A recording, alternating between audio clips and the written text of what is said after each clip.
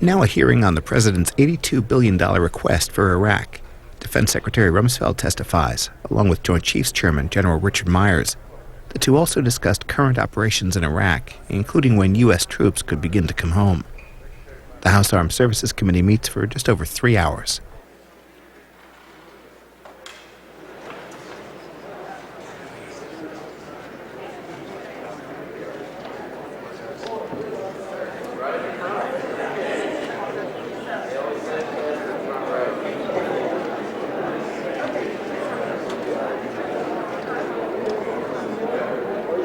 The committee will come to order. With the arrival of the President's budget request last week and the supplemental appropriations request on Monday, Washington has officially launched the annual budget ritual. This year's cycle brings with it a number of important policy and budgetary decisions that will receive considerable debate and attention over the coming few months. However, it's critical that the coming budget battles, while important, don't overshadow the most compelling policy questions facing our nation. Mainly, we are a nation at war in a complex and rapidly changing security environment. The daily headlines out of Iraq, Afghanistan, Iran, or North Korea should be a constant reminder of this fact. At the same time, our armed forces are experiencing the most severe challenges and demands that have been placed on them in decades. This critical instrument of American national security policy is undergoing sweeping and fundamental change while simultaneously carrying most of the free world's burden in the global war on terrorism. We should recognize these circumstances as necessary and in keeping with our nation's interests. However, we must also recognize that these circumstances place policy choices before us of extraordinary importance that will shape the future security of our nation, the long-term effectiveness of our military, and the welfare of our men and women in uniform. And in this regard, I'm concerned that as a nation we are gradually shifting focus away from these national security challenges to other pressing concerns with a corresponding shift in policy and resource priorities. Today we begin our annual review of the President's proposal on how to best provide for the common defense of this great nation in the year to come. We do this as hundreds of thousands of brave American men and women are fighting for our interests and security around the world. We must ensure that we are providing them with all the material and moral support that we can muster so that we can effectively accomplish their mission and return to their loved ones safely. The legislation that comes out of this process is only part of the solution. I know that the members of this committee will do everything possible to advance this goal. But this goal also requires a commitment by all of us involved to set aside business as usual, promote innovative solutions, take process risks, and begin to move our massive bureaucratic systems in a direction where we can better adapt to the rapidly changing threats facing our forces. So, Mr. Secretary, as you prepare to assess the strategic direction of the Department of Defense through the Quadrennial Defense Review, I trust that all these matters will be fully addressed. However, it is of particular importance that the policy decisions that emerge from this review are based on sound analysis of the defense needs of the nation and not artificial budget constraints or similar political limitations. So we all look forward to working with you and your team in the year ahead and to your testimony today as you help us understand how the budget process and proposal addresses the many difficult security challenges facing our nation. And Mr. Secretary, before you get started and before I turn to my colleague, Mr. Skelton, let me just say that this committee, in its oversight role, often points out, as Teddy Roosevelt said in his famous Man in the Arena speech, how the strong man stumbled. We've been the critics. That's an important part of our role. But I think it's also important to point out that that in the national security apparatus, this great team that starts with the guys carrying the rifles in those squads in Fallujah and Mosul and other difficult areas, going door to door, right up through the ranks and up through to the top of the leadership pyramid into your offices, that you do and your team does a lot of things right, and that that there's been lots of folks that have laid out what they think was an alternative roadmap to the occupation of Iraq, and I'm reminded that the road that you don't travel is always smoother, but that no occupations are easy. They've never been easy, from the occupations that we engaged in World War II to the present day. They're always difficult for the occupied nation and the occupying nation.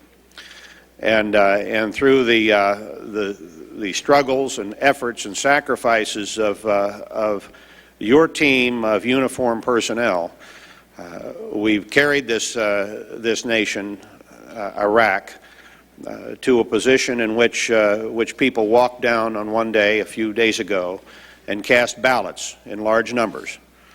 And even those of us who embrace democracy and believe in it and tout it to the world are sometimes surprised, I think, by the enthusiasm with which other people yearn for it and ultimately exercise it when they get a chance. The fighting forces of the United States carried this election on their shoulders. And so I think it's appropriate just to give you a nod of commendation and to give all of the people that serve under in your team thanks for the fact that we've, in very difficult circumstances, we've walked this process to the point where the Iraqi people have voted, as have the people in Afghanistan, and that they have a fighting chance of having a nation with a modicum of freedom and an enduring representative government. That's an extraordinary thing. We have lots of challenges in front of us, but I think it's not a bad thing to take a pause in these series of oversight hearings in which a lot of our attention is devoted to things that aren't working, to let you know that we appreciate those things that do work, and that this great success that occurred just a short time ago is in a very large part a result of your efforts and the efforts of this great team of men and women who comprise the uniformed forces of the United States. So thank you, and thank you, General Myers, and thanks to all of your great personnel. And before we get started, we're going to take all comments will be formal statements will be taken into the record without objection. But before we get started, let me turn to my good colleague, the gentleman from Missouri, Mr. Skelton, for any remarks he'd like to make. Mr. Chairman, let me join you in welcoming Secretary Rumsfeld and General Myers this morning. General, I want to thank you at the outset for your leadership and for the men and women that you lead. Every day they uphold the highest standards of service, professionalism, of courage, and we recognize the extraordinary sacrifices that they, as well as their families, make, and we commend their service. We are so very, very proud of them. My comments this morning, Mr. Chairman, come about as a result of, I suppose, being the longest-serving member of this committee, of years of studying the military, particularly military history. History doesn't necessarily repeat itself, but it sure rhymes an awful lot. And having mentors that took their time to teach me to ask questions, to raise issues about this very difficult but important subject of war. I had mentors, I'm blessed with mentors, Maxwell Thurman, Chuck Boyd, Jack Galvin, and others who took their time to visit with me. So as I make my remarks, it's upon that background. Mr. Chairman, as we approach the 2-year mark since the commencement of Operation Iraqi Freedom, we must recognize the demands placed on our forces. This is particularly due to extended deployments, but largely because we've not had an effective post-conflict strategy. We made some critical errors in the period immediately following major hostilities, and we lack a strategy for success now. I say this not because the elections weren't successful. They were. We're very pleased that they were. But elections are only one step. 2 years into our involvement in Iraq, there should be a strategy for success. There's a parallel in Iraq to the insurgency that drove the French from Algeria. Iraq has become a come one, come all operation for terrorists. If we don't win there, it could be the tipping point for the Persian Gulf for many, many years. And I'm not suggesting we withdraw. I'm suggesting that we have a clear plan to succeed. We must succeed in Iraq. We must succeed there. Do we understand the insurgency that we and the Iraqis are fighting? Iraqi intelligence director recently said there are 40,000 hardcore insurgents and 200,000 part-time fighters and volunteers. General Casey estimates that we've either killed or captured 15,000 insurgents in the last 7 months. If we had lost 15,000 of our own troops in a comparable period, we would see diminished combat capability, and yet our enemy seems to be adapting and increasing his attacks. The chart that is placed over here, which is the Department of Defense chart, using publicly available information, shows that the attacks have on the average increased over a period of time of his losses. What does this tell us about our understanding of the insurgency? Even if we don't have a good handle on the size of the insurgency, we must still have an effective strategy for success. What is the success strategy that will allow us to leave a strong and sufficient Iraq in the hands of Iraqis and to bring our troops home to their families or onward to other missions? How is economic reconstruction money being used to weaken the insurgency and strengthen support for the Iraqi government? How will we support and help secure the next steps in the Iraqi political process? Assuming the insurgency stays at current levels, how many Iraqi security forces will be needed specifically to counter that threat? Putting a number on this, I know, can be difficult. But we size our forces against a range of other threats all the time. We put a number on the divisions, the air wings, the carrier battle groups. We must be able to put a figure on the capabilities of the Iraqis if we are to succeed. We must finish the job in Iraq, but of course we can't stay forever. We could win the war in Iraq, but emerge the weaker for it. We need a plan because we know that history will not wait for us. Our other situations will demand our attention. Mr. Chairman, just in the time I've been in Congress, we've deployed to more places than I can really easily recall. Grenada, Haiti, Bosnia, Kosovo, Somalia, as well as the current conflicts. The Army's own estimate tells us if operations ended today, it would still take 2 years to get the force ready to take on another conflict. We continue to lose partner countries from Operation Iraqi Freedom. Poland is decreasing its forces by a third. Others like Netherlands, Norway, Philippines, Hungary, Portugal are either out or pulling out. This trend raises questions about our friends' capability and their willingness to fight with us in future operations. We have potential crises on several fronts, from Iran, North Korea, to the simmering tensions in the Taiwan Straits. And some people say that's the most dangerous place on earth. We must have the capability to deter or, if need, to respond to aggressive action from those quarters. As importantly, we must have the respect of our allies and friends to work toward common solutions to their challenges. I'm concerned that our current action in Iraq put both at risk. Global leadership requires both managing short-term crises and making long-term strategic choices. And Mr. Secretary, you're in the process now of undertaking the quadrennial defense review and re-examining the strategy, the capabilities, and a variety of issues that flow from that, and all of the threats I mentioned just a few moments ago. This review does not happen in a vacuum. That's why we have to have a strategy and why we have war colleges with the nation's best strategic thinkers. The National Military Strategy drafted by Chairman Myers but delivered to the Secretary's office was due exactly 1 year ago, February 15, 2004, and it has not been submitted to Congress. At a time when we're deployed in numerous contingencies, this committee should have the benefit of General Myers and other senior military officers thinking about our strategy and the forces we need to execute it. Why have we not received this document?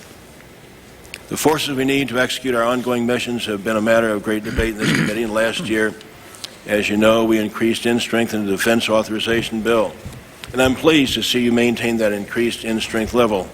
But I do not believe it should be paid for from supplemental funds.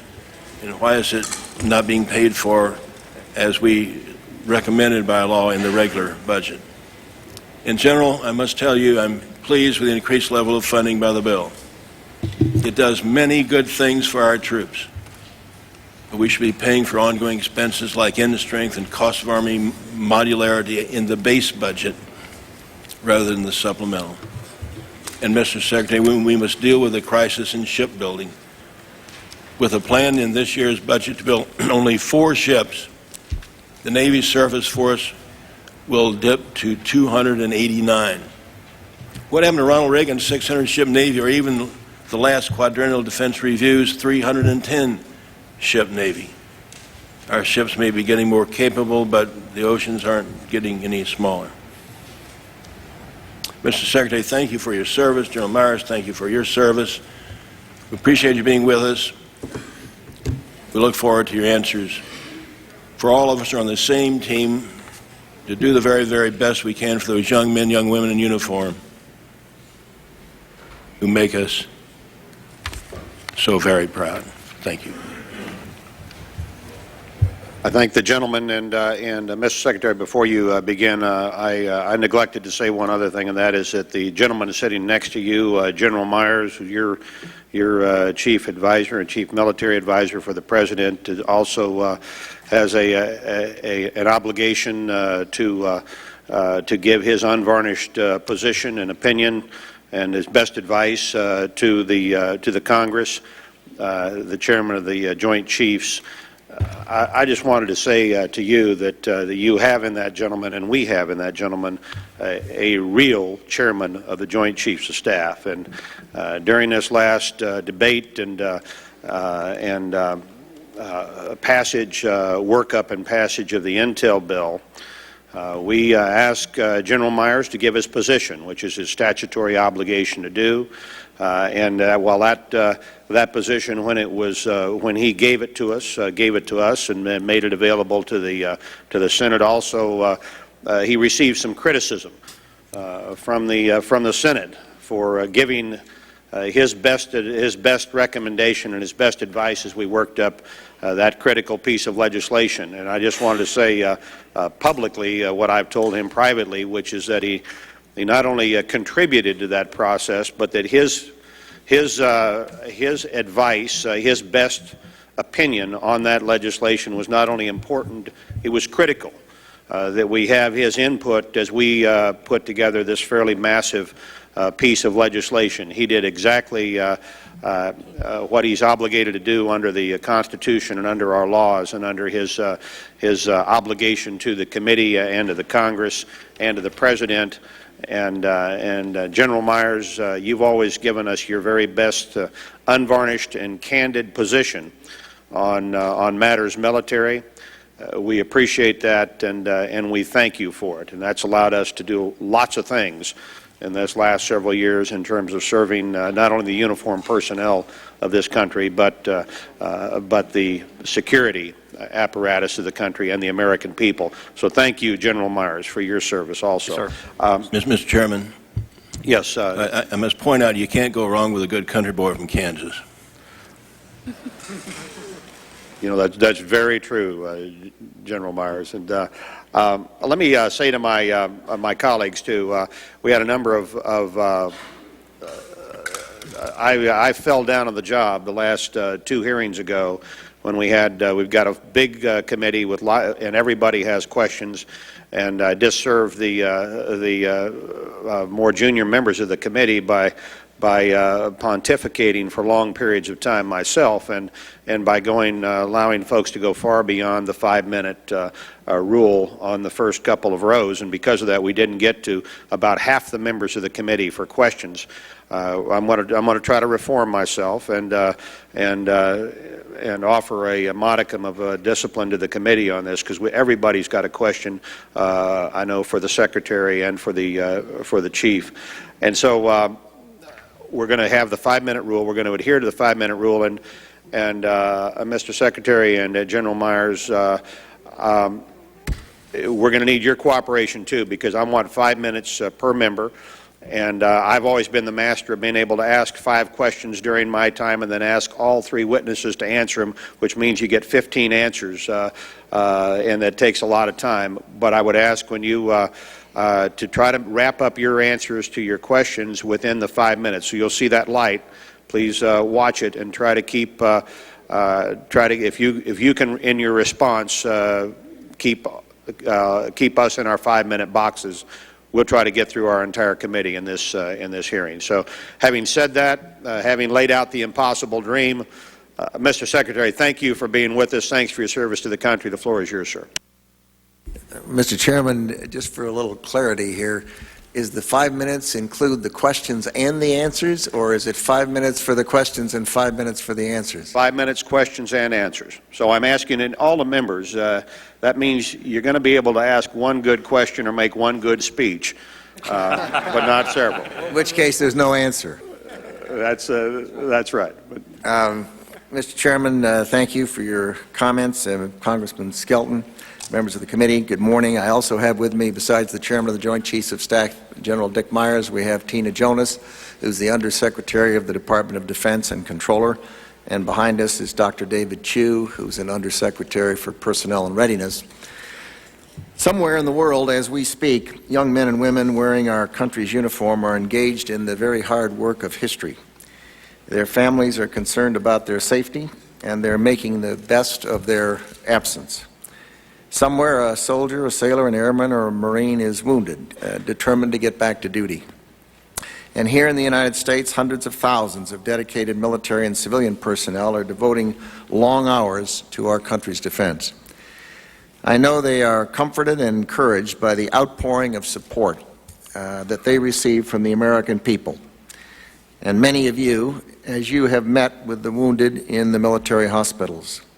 Their dedication is inspiring. We thank them for their valor and their sacrifice. With your permission, Mr. Chairman, I will submit for the record my full testimony, which outlines in considerable detail the proposals we're recommending. Without objection. However, before discussing dollars, programs, and weapons, I'd like to provide some context for the task ahead.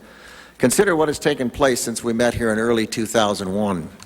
2 newly free nations, Afghanistan and Iraq, now reside in 2 of the world's most violent regions. Afghan and Iraqis have held historic elections to choose moderate Muslim leadership. Extremists are under pressure worldwide, their false promises slowly being exposed as another cruel lie of history. America's national security apparatus is seeing historic changes. NATO is undergoing reforms in both organization and mission, expanding its size and deploying forces outside of the traditional European boundaries. And some 60 nations are freshly engaged in an unprecedented multinational effort to halt proliferation of the world's most dangerous weapons. These issues will no doubt require the focus of U.S. security policies in the years to come. They have and will continue to affect the Department's pace and direction.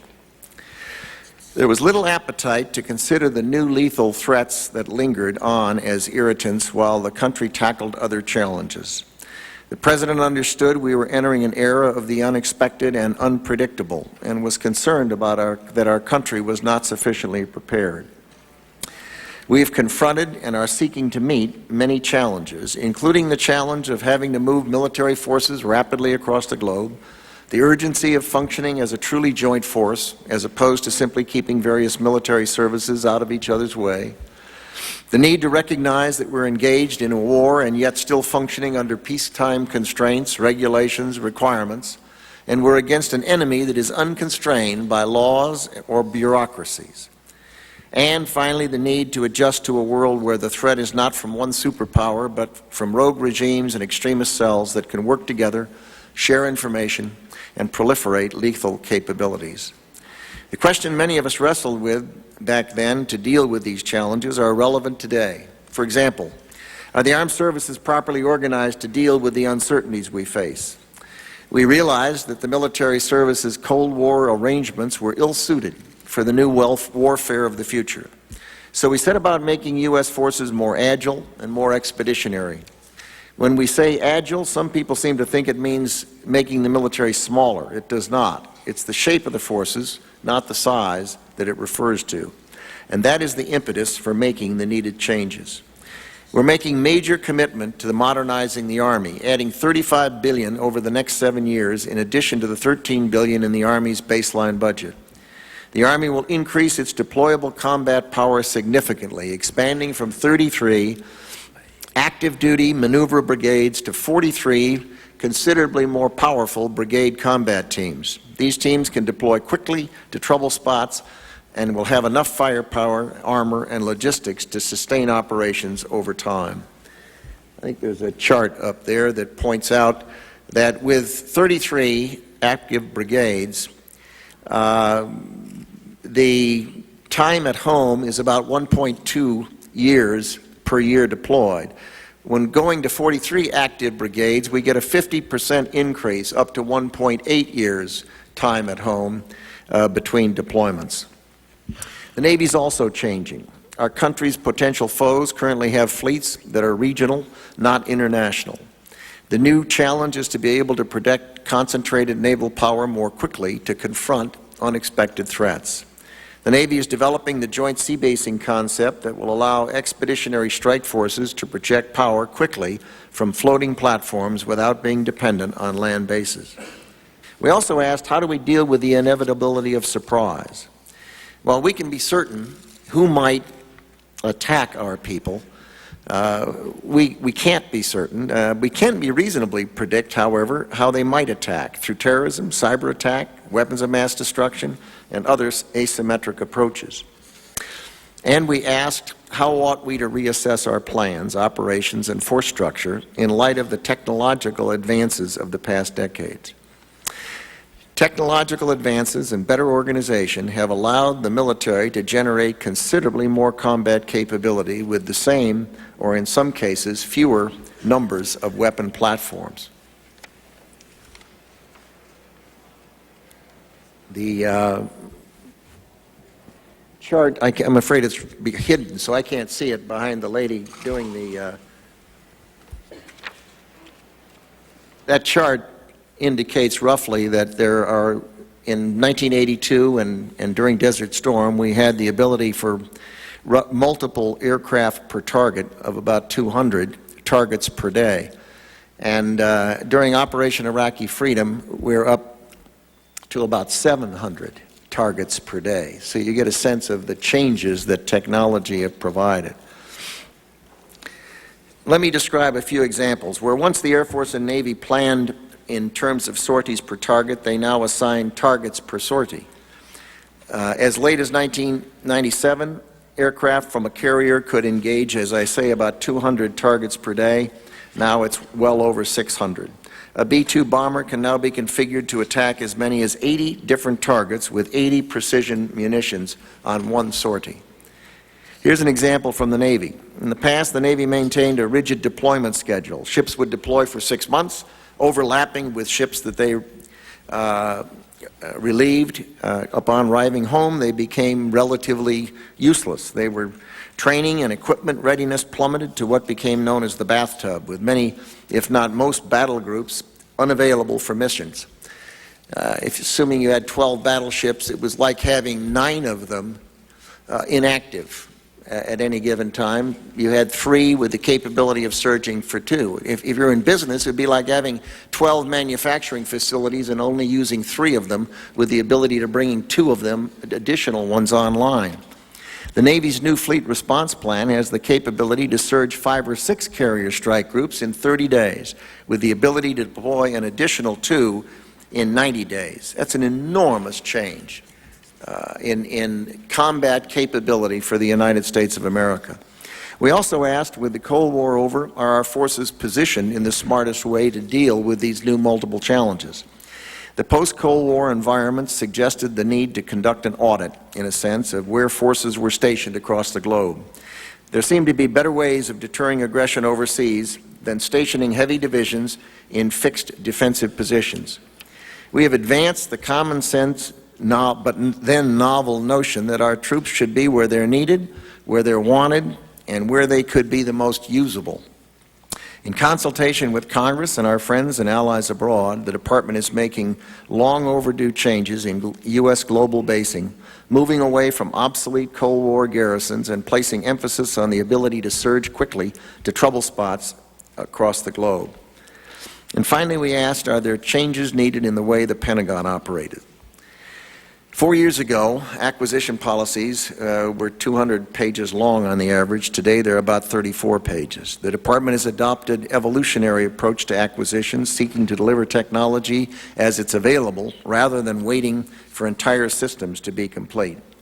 This spiral development approach has allowed us, for example, to more rapidly field robots to detonate roadside bombs in Iraq.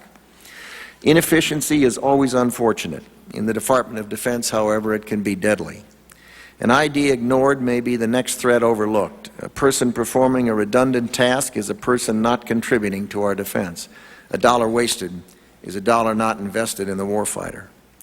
The demands on the Department could not be met effectively until the bureaucracy was pushed, encouraged, and sometimes dragged into the 21st century. The changes I've outlined and many others were getting underway somewhat before September 11, 2001. The military's skillful campaigns might have been longer and less successful had the country not already begun to adopt needed reforms. Because we had begun to consider changes to U.S. global posture, we had a head start in contemplating new forward operating sites in territories closer to the extremist centers of operation. With many of these tasks now well underway, President Bush continues to set an ambitious course to prepare for the challenging times ahead. The United States' overriding priority will be to continue prosecuting the war and to attack its ideological underpinnings. I've been asked why war costs are included in supplemental appropriations rather than in annual Defense Department budgets. Let me explain. The annual budget process takes up to 12 months for the Department of Defense to plan our budget. We're already started on the next year's budget for the year after the coming year. And then we have to clear it through OMB. Then it takes 8 or 9 or 10 months to pass it through the Congress. And then it takes 12 months after that to execute it. That can be a period of some 2.5 years. In war, circumstances on the ground can change quickly. And what was not an urgent necessity at one point of a conflict might well prove to be urgent in the next, as the enemy's strategy shifts and as new challenges arrive. Supplemental appropriations are prepared much closer to the time the funds are needed. As this chart shows, this allows for somewhat more accurate estimates of costs and, more importantly, quicker access to the needed funds. After more than 3 years of conflict, two central realities of this war are quite clear. The first is that the struggle cannot be won by military means alone. The Defense Department must continue to work with other government agencies to successfully employ all instruments of national power. While DoD has sent soldiers to distant battlefields, the Department of Treasury has uncovered financial support lines. The Department of State has helped cultivate new alliances. The Department of Justice has apprehended suspects within our boundaries. And the Department of Homeland Security has helped to protect ports and borders. We can no longer think of neat, clear walls between departments and agencies, or even committees of jurisdiction in Congress. The tasks ahead are far too complex to remain wedded to those old divisions. A second reality of the new era is that the United States can't win this global struggle alone. Clearly, it will take cooperation among a great many nations to stop weapons proliferation, for example. It takes a great many nations working together to locate and dismantle global extremist cells. It takes a great many nations to gather and share the intelligence that's crucial to stopping future attacks. Our friends and allies are increasingly aware that the danger confronting America is at their doorsteps as well, as underscored by attacks in Madrid, Bali, Beslan, Casablanca, Riyadh, Istanbul, and elsewhere. We encourage you in Congress to support a global peace operations initiative to be managed by the State Department that will help other less developed countries train to send peacekeeping forces and stabilization forces to potential crisis spots. And we ask Congress to allow the United States to offer more incentives and capabilities to friends and allies battling insurgents who need help in training and equipping their own forces. There's no more vivid example of this than the Iraqi security forces. They demonstrated considerable valor during the operations to liberate Fallujah and in providing security for Iraq's successful recent democratic election. When talking about the Iraqi security forces, some people seem to want to focus on numbers, so let's talk a bit about the numbers here. The Iraqis have gone from 0 trained and equipped new Iraqi security personnel on duty. In 2003, they currently have, if you add up police, border officials, National Guard, etc., Army, they have 136,000. And there are an additional 74,000 site protection people who we no longer count in the 136,000 because they were transferred out of the Ministry of Interior of Iraq. But beyond numbers, capability is important. And capability is a function partly of numbers, to be sure, but also of training equipment, leadership, mobility, sustainability, access to intelligence, and experience. Now, one can't expect that an Iraqi security force coming out of their training pipeline will be a battle-hardened veteran like the fine men and women of the U.S. military. But those who continue to unfairly denigrate Iraqi security forces should be reminded that they would not have lost, killed in action, 1,392 police and soldiers if they'd been hunkered down hiding in their barracks. They haven't been. They provided the inner and outer perimeter protection for 5,000 polling places in Iraq on election day. Today, weapon platforms are more lethal and precise, but still not flexible enough. Force deployments are faster, but not yet fast enough. The Pentagon bureaucracy is more efficient, but not yet efficient enough. And in constructing a comprehensive strategy for the future, we sought to answer these difficult questions. What must our forces be capable of doing in the next 5, 10, 20 years? What must be done to move us urgently in the directions that will best protect the American people? What lessons have we learned during the past 3+ years of warfare that can lead us to better calibrate and refine our strategies against the enemies, who, lest we forget, have brains? They watch what we do, they adapt to what we do, just as we watch what they do and adapt to what they do. Stress on the force has been mentioned in the opening remarks. We know, for example, that there are strains on our forces, and particularly on the ground forces. By the end of September, the size of the Army strength is planned to have increased by more than 29,000 soldiers from the troop levels 4 years ago. That does not include the activated National Guard and Reserve forces. In fact, let me show you how U.S. ground forces compare to where they were in 2001. The chart indicates that our end strength under the emergency powers is considerably higher and has been considerably higher than the so-called statutory end strength. We have been able to do that, as I say, under emergency powers. Additionally, ground forces are transitioning from being a garrison force to an expeditionary force, from being fundamentally a peacetime army preparing for a major conventional conflict to an army dealing with dispersed and dangerous thinking enemies who operate in small cells, free of democratic constraints and free of large bureaucracies. In this conflict, we've used reserve component forces at a much higher level than in past decade.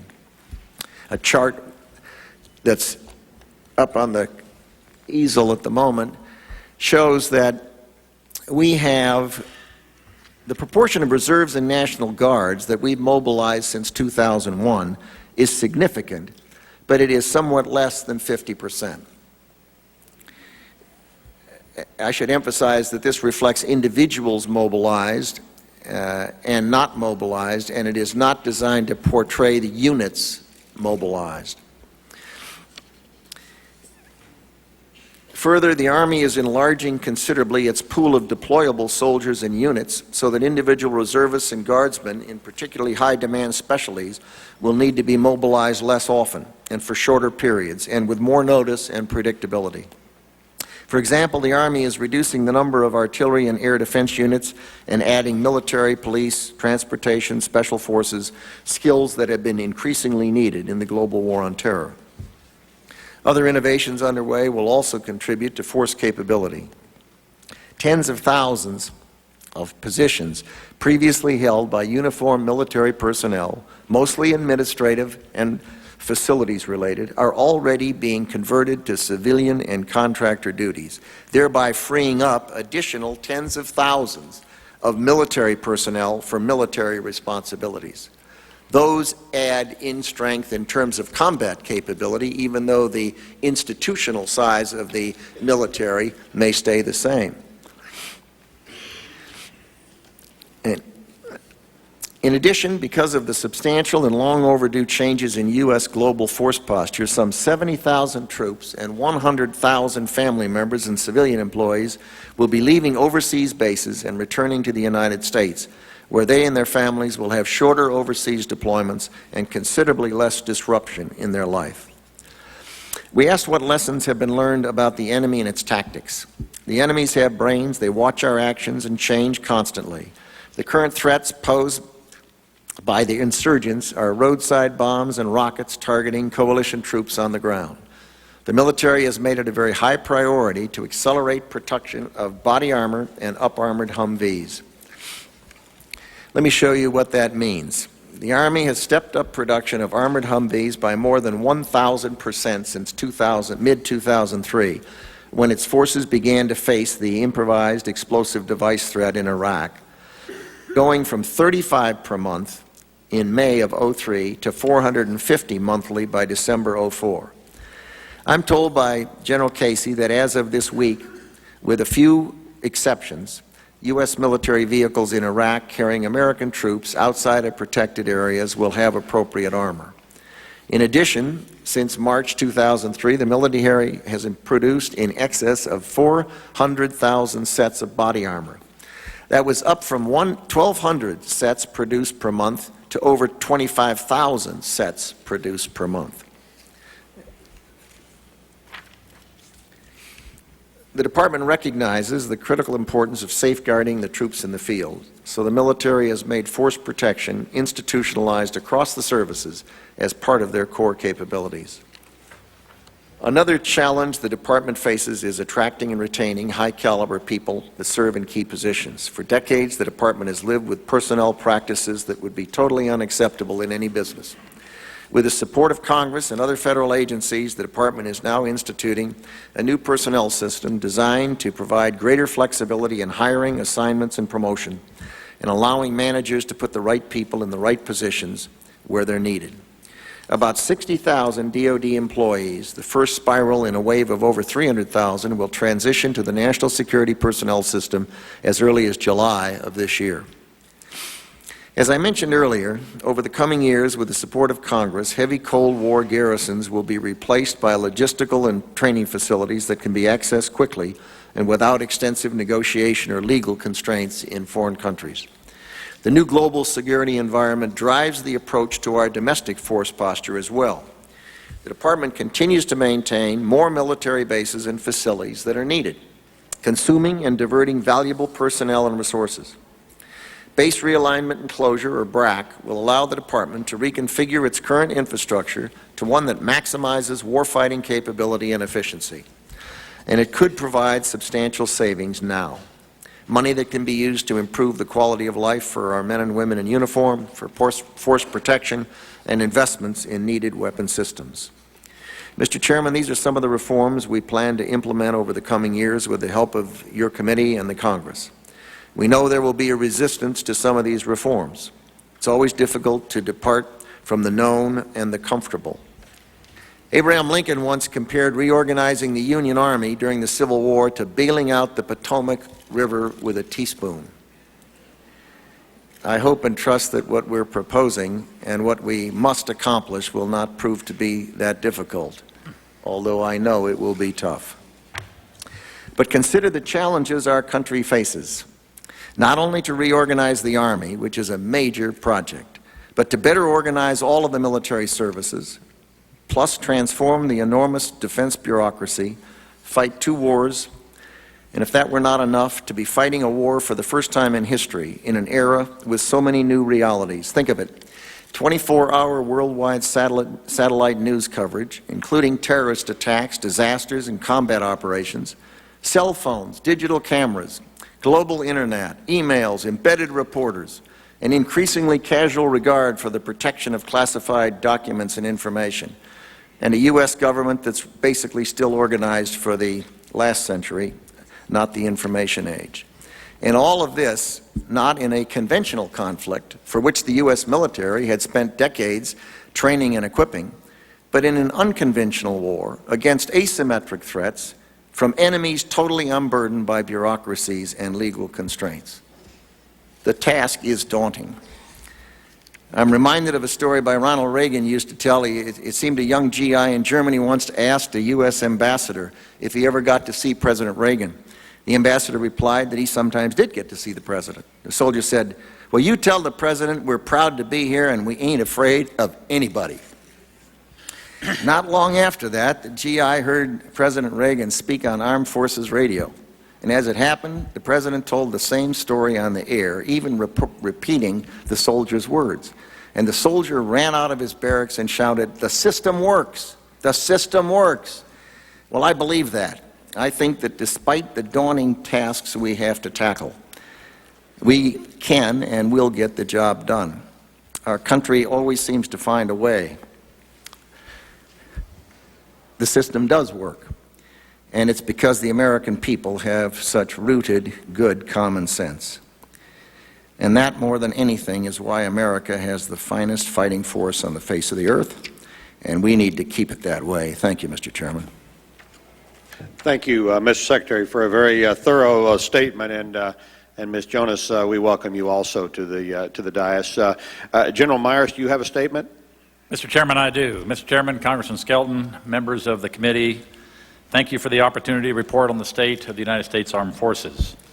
And I request, like the Secretary did, to include my written statement in the record, Mr. Chairman. I would like to thank you for your unwavering support of our armed forces and our servicemen and women as we continue this struggle against extremism. Building democracy and hope in areas long ruled by terror and oppression is a long and hard task, as we all know. Our significant progress in Iraq and Afghanistan and other places around the world is a tribute to the hard work and sacrifice of our dedicated American service members and of our coalition partners.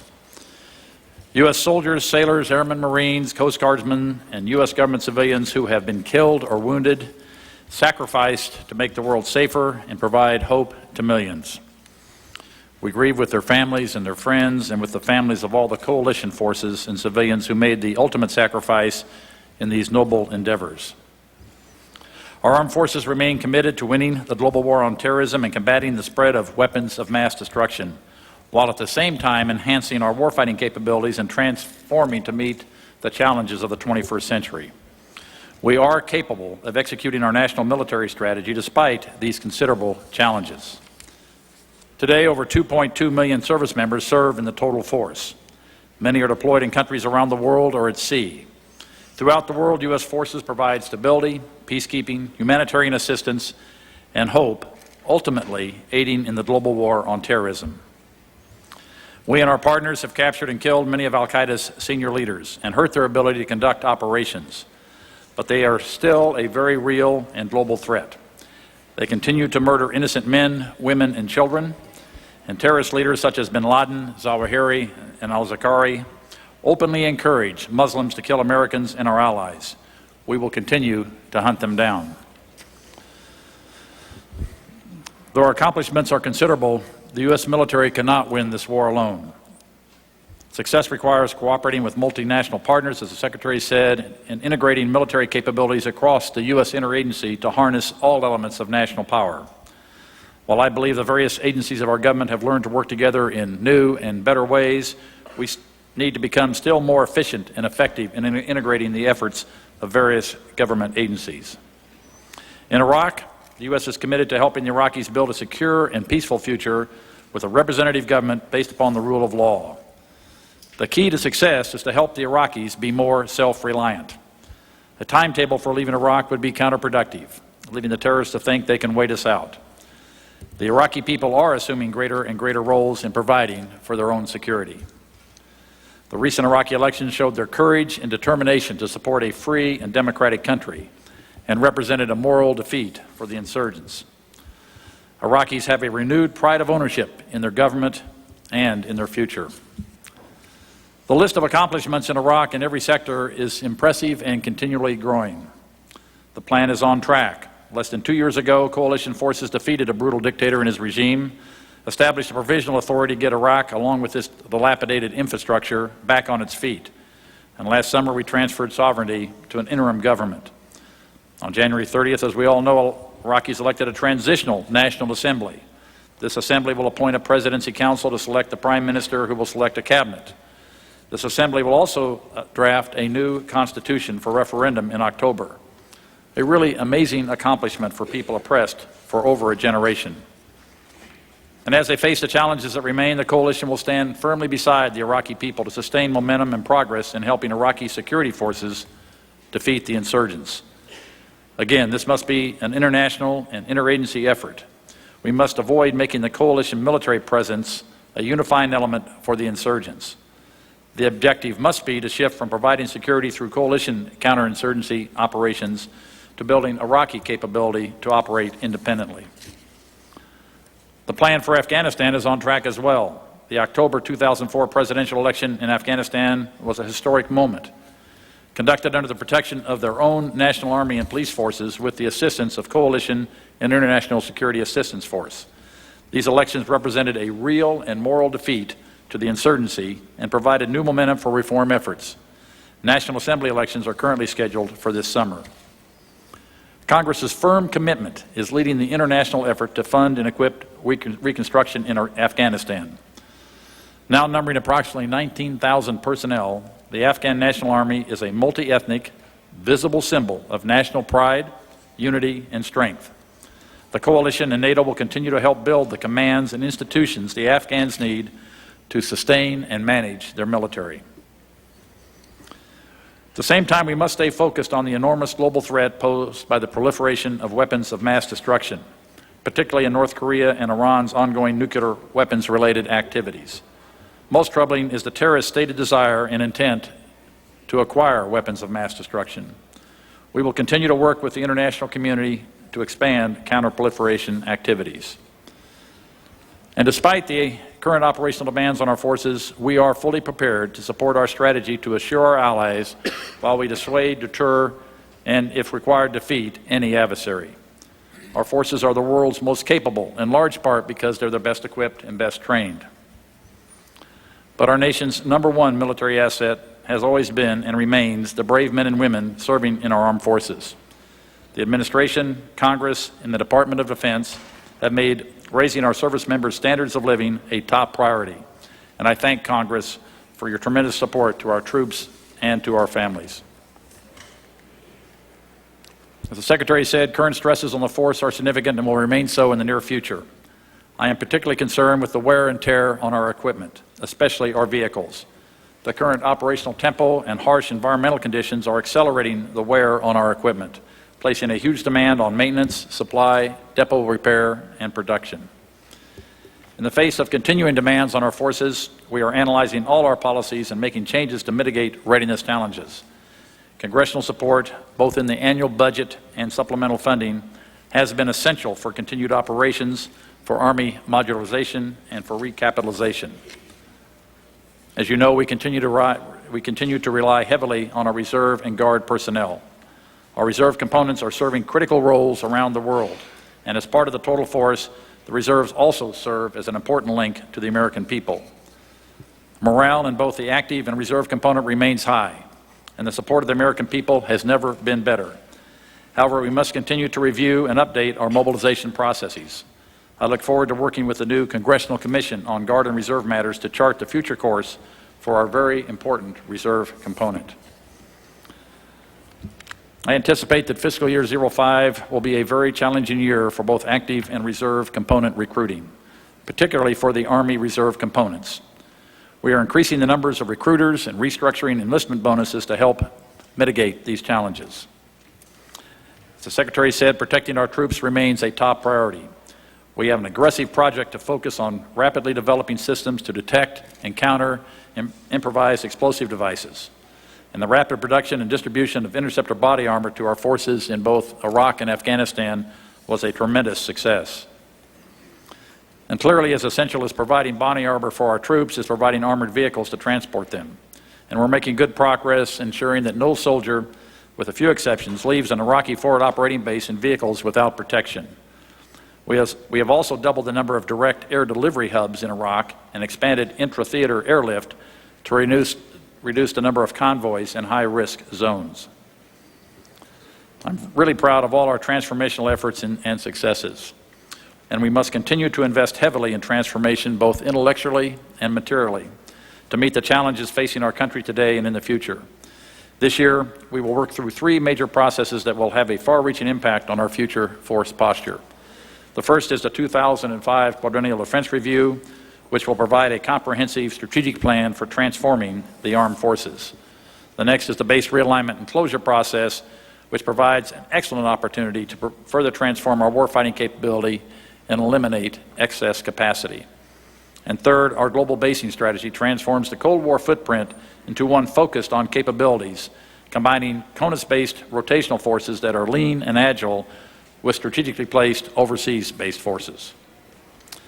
The transformational decisions that we make today will have a lasting impact on our nation's defense capabilities and those of our allies and our partners.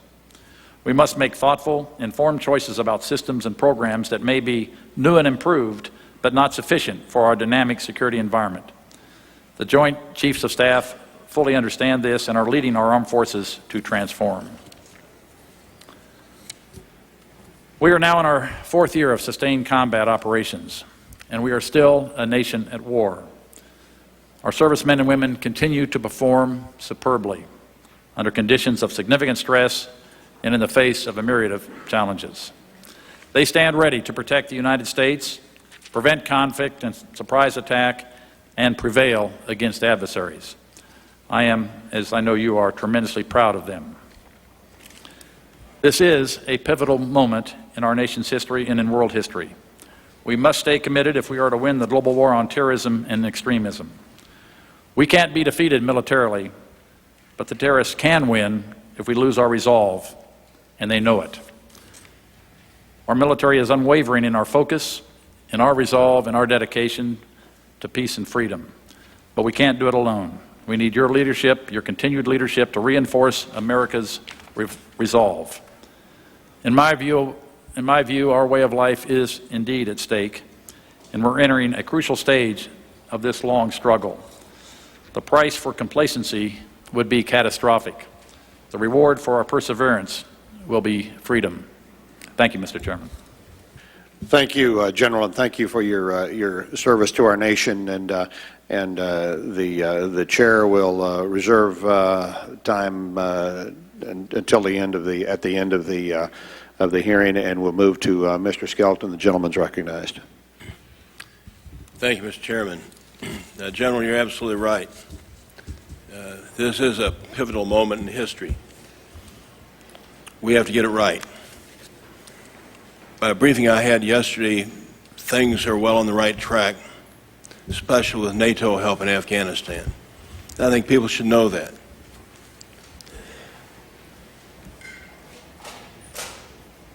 The system works, Mr. Secretary. We in Congress are part of that system under the Constitution, other laws, setting forth our duties and responsibilities. And a recent law requires that a document known as the National Military Strategy be prepared by General Myers and delivered to your office.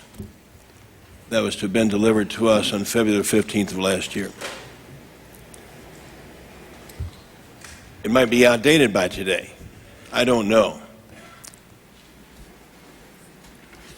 And I refer, Mr. Secretary, to your comment, and it's correct. The struggle cannot be won by military means alone. But in absence of the strategic document, I must ask you, what is our strategy for ensuring that the Iraqi government can provide for its own security, that we consolidate our political gains, that economic reconstruction steps be brought together, And what are the metrics for success? In other words, what is the strategy to win? We must win there. What is our strategy? Would you tell us, Mr. Secretary? Congressman Skelton, first let me say that the documents you're referring to, I believe, should be sent up very soon, I think next month. Isn't that correct? Yes, sir. With respect to the Iraq situation, the answer to your question is that it will be the Iraqi people that defeat that insurgency. It will be the Iraqi people that provide for their country reconstruction. They've got great wealth with water and oil. They have intelligent people, well-educated people, and they have every opportunity to make a success of it, and it will be their task to do that. Our circumstance and our requirement is to try to, first of all, the coalition forces liberated those people and freed them from a vicious dictatorship. You mentioned the success of the election, and of course that's true.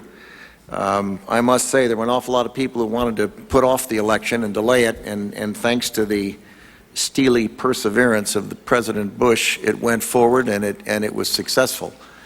The work that's being done and has been done since March or April or May of 2003 with respect to training up the Iraqi security forces, I don't know if we have a chart on that or not, but as I said in my remarks, we've gone from 0 to 136,000. We're scheduled to have 200,000 in September or October of this year when the elections take place with respect to the Constitution.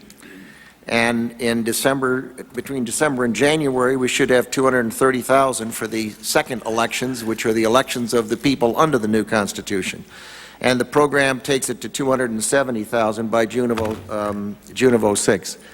I expect to see the coalition countries begin paring down their forces as they complete their contributions. And depending on the nature of the insurgency, the Iraqi forces obviously will become increasingly capable of managing the security for the Iraqi people. I think that you will see over the coming weeks and months a modest refocusing of U.S. efforts towards increasing the mentoring and training and assisting of the Iraqi forces as the Iraqi forces take over more and more responsibility for the security in the country. As you know, the President said from the outset, we have no desire to be in Iraq. We have no desire to maintain forces there any longer than is absolutely necessary. And the goal is to get that country on a path to democracy, and certainly this election was a wonderful first step. I must say one other thing about it. People were worried that the Shia, after the election, would get even, if you will. The Sunnis ran the country for 35 years with a 20% population of the population. And everything I've seen is just to the contrary. The Shia, who got most votes, are reaching out to the Sunnis. They're including them. They recognize the importance of having all elements of the country participate in drafting the Constitution, and I think that's an encouraging thing. Mr. Secretary. May I add, Congressman Skelton, may I add one thing? I think we have a chart on the strategic tasks and objectives for Iraq that comes out of our national strategy, if you could put that up. But in fact, the strategy is very well developed. As you know, the State Department just conducted an assessment in Iraq to determine if that strategy was any adjustments were needed. Those are the strategic objectives that we track. We have metrics for many of those lines of operation. We have goals, and we continue to update those and refine those as time go on. And in fact, we have a room in the Pentagon where we track the metrics for the strategic task to be achieved, and we'd be happy to show it to members if you're so inclined to come over to the Pentagon and see how we track progress. Mr. Chairman, an additional question. In regard, as we all know, of course, American troops are still paying a deadly price. I hate to turn the radio on in the morning and listen to those reports. So may I ask, what is our current estimate of the size of the insurgent force? And how much uncertainty is connected with that estimate? Mr. Secretary. The intelligence community looks at that. CIA does, DIA does, others do, and they have differing assessments at different times. And as you know, they're made up of former regime elements, Ba'athis, and they're made up of Zarqawi-type jihadists and terrorists, and they also include a varying number of criminals who are paid to do these things. And it's that aggregation that it constitutes the insurgents. I am not going to give you a number for it because it's not my business to do intelligent work. Maybe, Dick, you want to comment on it? Well, I think your description is right. The insurgents, the primary insurgents that we need to be concerned with, there are two types. One is the Al-Qaeda associated Zarqawi folks in country and the foreign fighters. We think that is a fairly small percentage of the total number of insurgents. And then we have the former regime elements and Sunni extremists that are hardcore. The hardcore, the ones that need to be captured or dealt with on the battlefield, is a smaller percentage of the overall total, which includes folks like common criminals, and it includes folks that are opportunistic and perhaps because they don't have a job are willing to take money to attack the coalition, or are dissatisfied because they don't see a political future for themselves or their families or their tribes. So the number is, like all insurgencies, very hard to measure. These are generally small cells. They don't keep very good records as we capture individuals. You can't simply go into their paraphernalia and say, aha, here's their organizational diagram, because they don't have one. So the estimates are hard to come by. If you look at capabilities, and Congressman Skelton used the chart to show the attacks over time,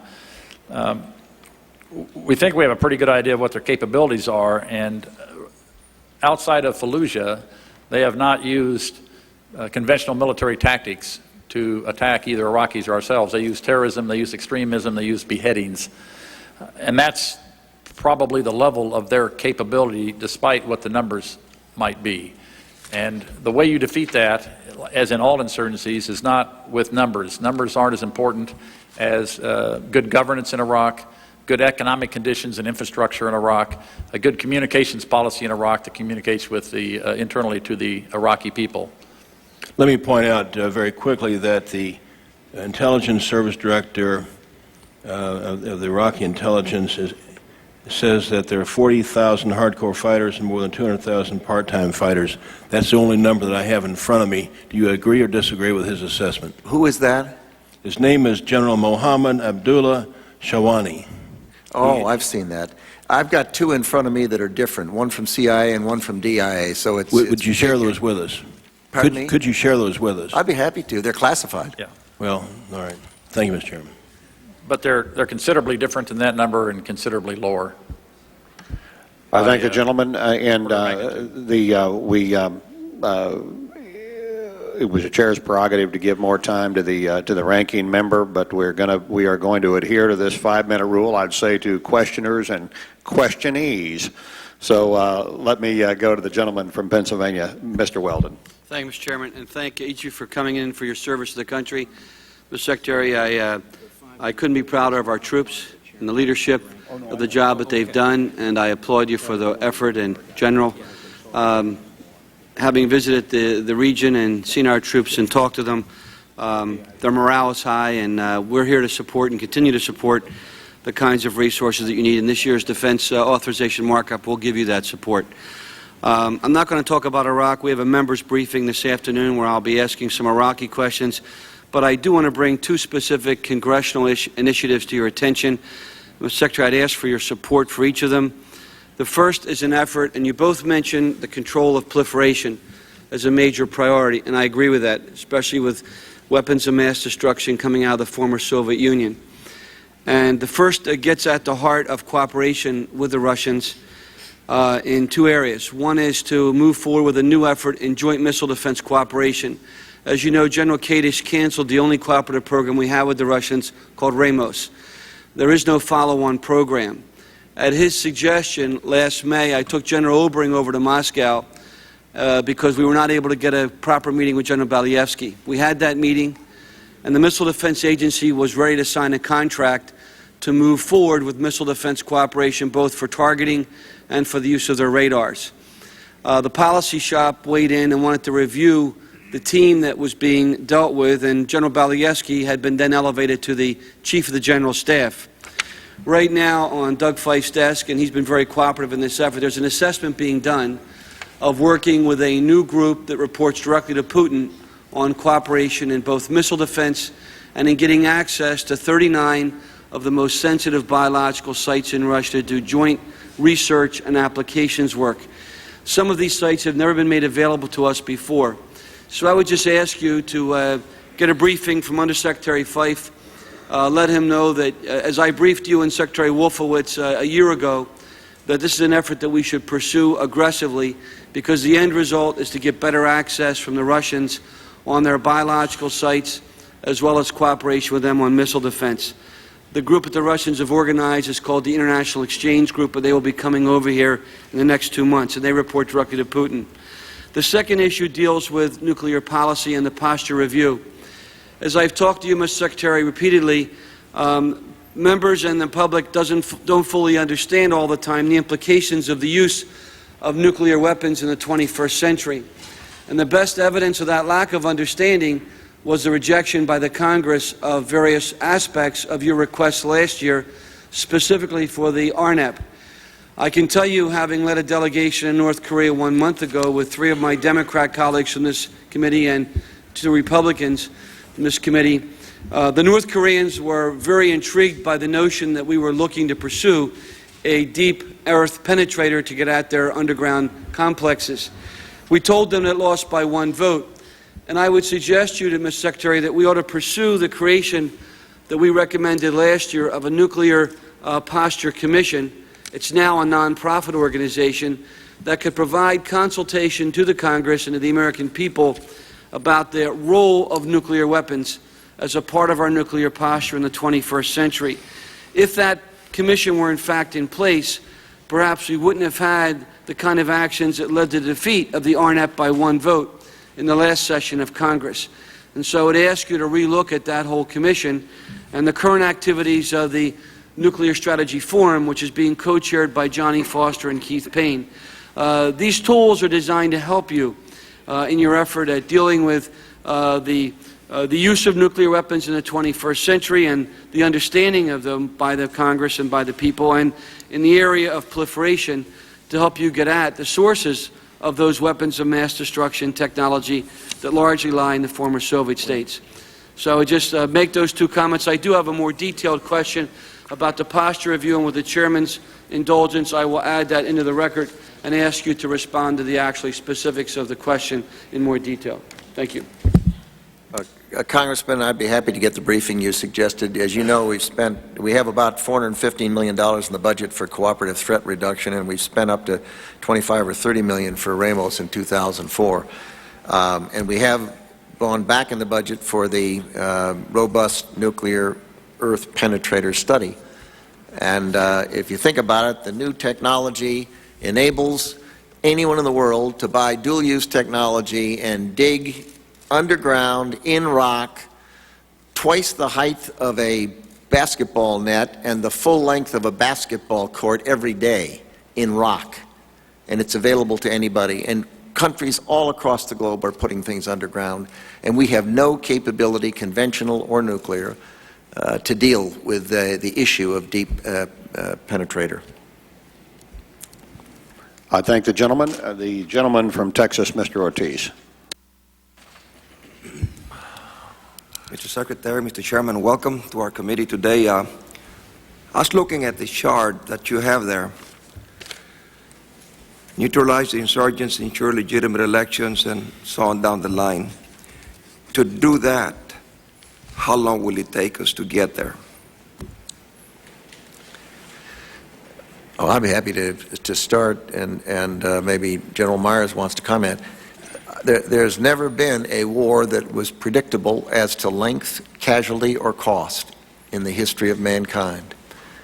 Anyone who attempts to do it is, within a relatively short order, proven to be not quite as wise as they thought they were. You say, how long will it take? The goal is to have the Iraqis have the security capability to manage their own insurgency. We can predict how long it will take. We can predict how long it will take to train up and equip various types of forces. And we have materials we send up to the committee weekly that explain all of that and show all the types of forces and the numbers and what the projection is. The question is, how does that capability match with the actual problem of the insurgency? Is the insurgency going to grow or decline?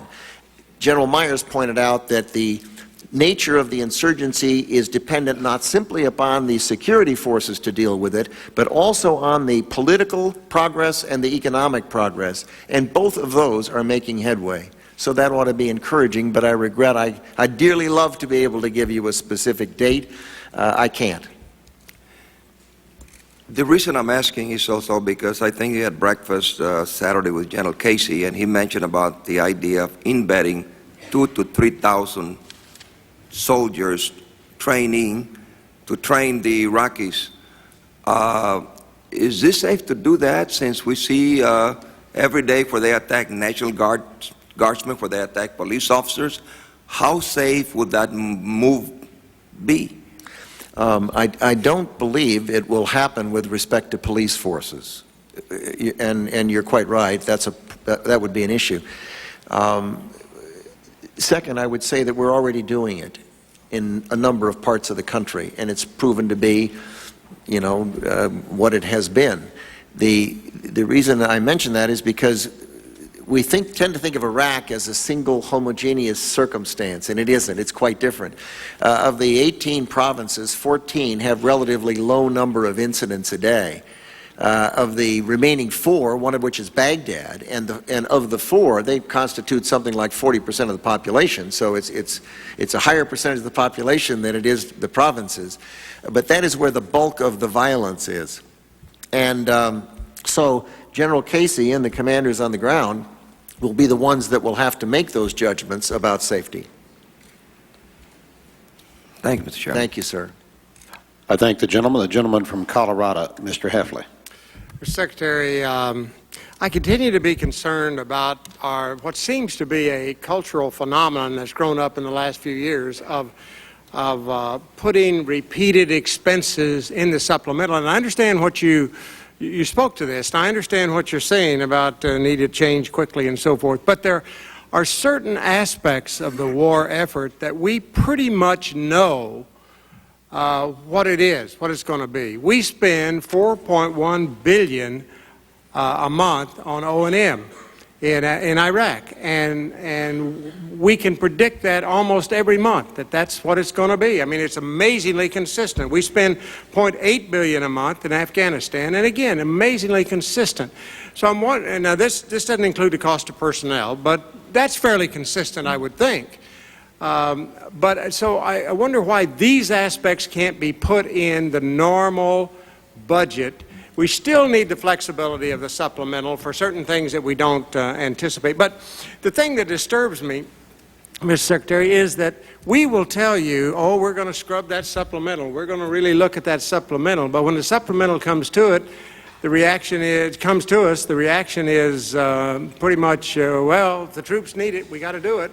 And so we don't really scrub it very well. And it goes through, and I wonder if that's the purpose of doing it in supplemental, so that it doesn't get scrubbed so thoroughly. We spend endless hours and many, many hearings looking at your normal budget requests. And the supplemental, $81 billion goes through. So can you respond to this? Couldn't we put most of what we're talking about in war costs, because they are repeating now, into the normal budget request? Congressman, I am no expert on this subject, and I've asked the same kinds of questions and as you understand, it's basically a decision that's made between Congress and the Office of Management and Budget in the executive branch, not the departments. I'm told that the Congressional Budget Resolution of 2005, emergency spending is allowed for supplemental when the spending is designated an emergency by the President or the Congress, when spending is necessary, essential, or vital, urgent, pressing, compelling, unforeseen, unpredictable, or unanticipated, not permanent, and temporary in nature. Now, you're right. You do have a monthly figure that's been fairly steady in Afghanistan. Our hope, obviously, is to be able to pare those troops down. We don't know after they have the parliamentary elections this summer, and if President Karzai continues to have success, our hope is to be able to make some modest changes in those, in the coalition. The same thing in Iraq. We can't predict how long it will go on. So even though the number's been steady, it's hard. And if you go back to that chart we had that shows that the regular budget cycle's 33, 34, 35 months. That is a long time. Let me give you an example of the dilemma I had. I told our military, I said, when you come back to reset the force, after you've been in Afghanistan and Iraq, do not come back and reset the force the way it was. Reset the force the way it ought to be. So if you go over to a war and you end up using dumb bombs up, you don't want to come back and buy more dumb bombs and replenish your supply of antiquated weaponry. You want to buy smart bombs. And the question is that a replenishment and a reset that goes in a sup or a supplemental, or is it something else? Is it an improvement? Well, it's both. And the same thing on Army modularity. We have the same dilemma you do, and I don't know the answer, but we've sure tried to do the best we could, and I think it's much better to have our forces reset for the future rather than the past. So trying to disaggregate which portion of that, there's no way we could have put it into a regular budget. We would have had to start 32 months ago. Well, thank you, Mr. Secretary. It is it's frustrating, I think, to all of us, and I can see that it is to you as well. And maybe we have some responsibility to give you guidance in what we will accept and what we won't accept in a supplemental. And, Mr. Chairman, maybe we ought to do more talk about that at the committee level and see. But thank you very much. Thank you. I thank the gentleman, and and probably in Army modularity is probably one of the areas we need to look at, because that is to a large degree a predictable thing. But certainly this is a major issue for us, but one that attends, I think, the wartime circumstances. The gentleman from Mississippi, Mr. Taylor. Thank you, Mr. Chairman, and thank you, Mr. Secretary and General Myers, for being here. Mr. Secretary, I listened with great interest to your remarks that the system works. As someone who represents the state of Mississippi, a state that has now lost 4 National Guardsmen in the past 12 days, I would counter by saying your system doesn't work fast enough. Its first was with the body armor. If you recall, the initial story was that only the active duty force needed the best body armor, that the Guardsmen and Reservists didn't need it because they were not on the front line. Didn't take the bad guys very long to figure out that there was no front line. If you shot a Guardsman, you probably killed him. If you hit a guy in the 82nd, he probably lived. That took way too long to fix. Second problem was with the armored Humvees. I know for a fact, speaking to my colleague Mr. Simmons, that you had delivered a letter a year ago, October of '03, on the need for armoring all of the Humvees. I know that our chairman brought it to your attention about a year ago, January. I brought it to your attention a year ago, January. And yet it took a Tennessee National Guardsman last December to remind you that the problem wasn't getting fixed. As a matter of curiosity, I went to our Rock Island Arsenal 2 days after that conversation. At 2 o'clock in the afternoon, there were 3 blue-collar workers working in this enormous facility. 2 cutting steel, 1 welding. I was told that the capacity for Rock Island was 1,000 a week, and yet they were only making 200 a week. Now, there were several things along the way that they're told didn't happen, that the suppliers had put them back on the list, and the question becomes, Why isn't the Secretary calling the suppliers and making them aware of this? That there were issues with funding, that they didn't know that the money was coming. My goodness, they didn't know the money was coming. We sure allocated it. And then I'll follow it up with the third mistake, with jammers. There is the technology to prevent the detonation of most improvised explosive devices. It exists, and we've allocated the money for it. And yet that number remains classified, Mr. Secretary, not because the insurgents don't know how few are protected, but because I'm of the opinion the American people would be appalled if they knew how few are protected. I'll contrast that, Mr. Secretary, with a tape I wish I could have shown today of the water palace in Iraq. First time I went a year ago, September, the place looked like it had been bombed. When I went back in January, it once again looks like a palace. Our nation has spent about $12 million restoring that palace. My question is, if there's a sense of urgency to repair palaces, why can't we get that sense of urgency on armoring vehicles?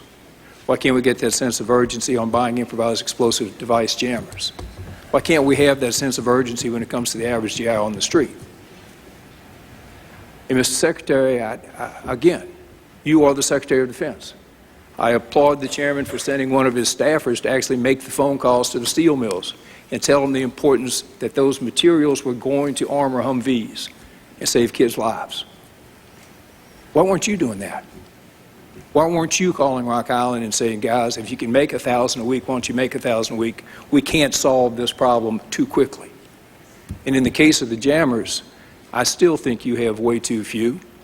As I just got off the phone with our Adjutant General from Mississippi, yes, the convoys are protected, but when you send a response team out on short notice, the chances are they're not protected. And those Mississippians who died in the past 2 weeks did not have 1 day of training with jammers for improvised explosive devices before they got in theater, neither at Camp Shelby in Mississippi or at the National Training Center. And the answer that I was given was, well, we can't train with them because we don't have enough of them. Well, heck, if you don't have enough of them, buy them. Tell us what the bill is, we'll pay it. Mr. Secretary, I would very much appreciate a response to that. As you can see on the chart that I presented earlier on up-armored Humvees. Mr. Secretary, that took a year. Where's the sense of urgency? Could I finish my answer, Certainly. please? You just said that it took a Tennessee Guardsman in December of '04 for the Department of Defense to do something. If you look where December of '04 is, the department had been working well before anyone raised it in that meeting.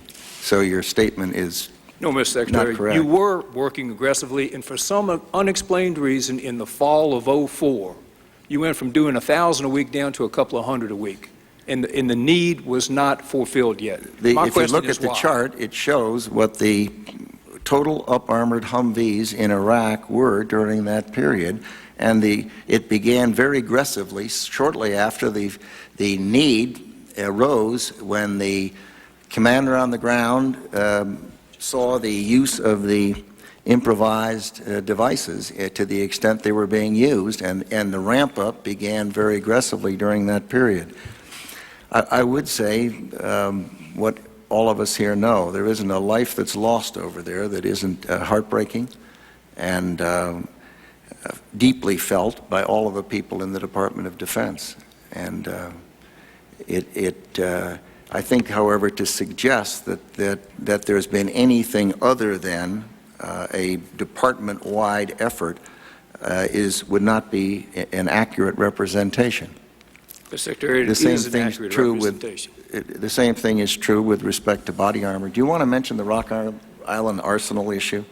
My understanding is, Congressman Taylor, that the Army talked to you yesterday about the Rock Island business. I don't know if it satisfied your question or not. It's new. It's new to me. I have the answer they provided, which is that Rock Island is one of 7 sites, and they were transitioning between Humvee kits to truck kits and fuel trucks, I think, to be specific. So, other than that, I have a chart. Can you put the chart up on total? If I may, did either of you gentlemen tour the Rock Island Arsenal? I haven't toured it, At any no. time. Let me put up the chart, please, on total number of armored vehicles.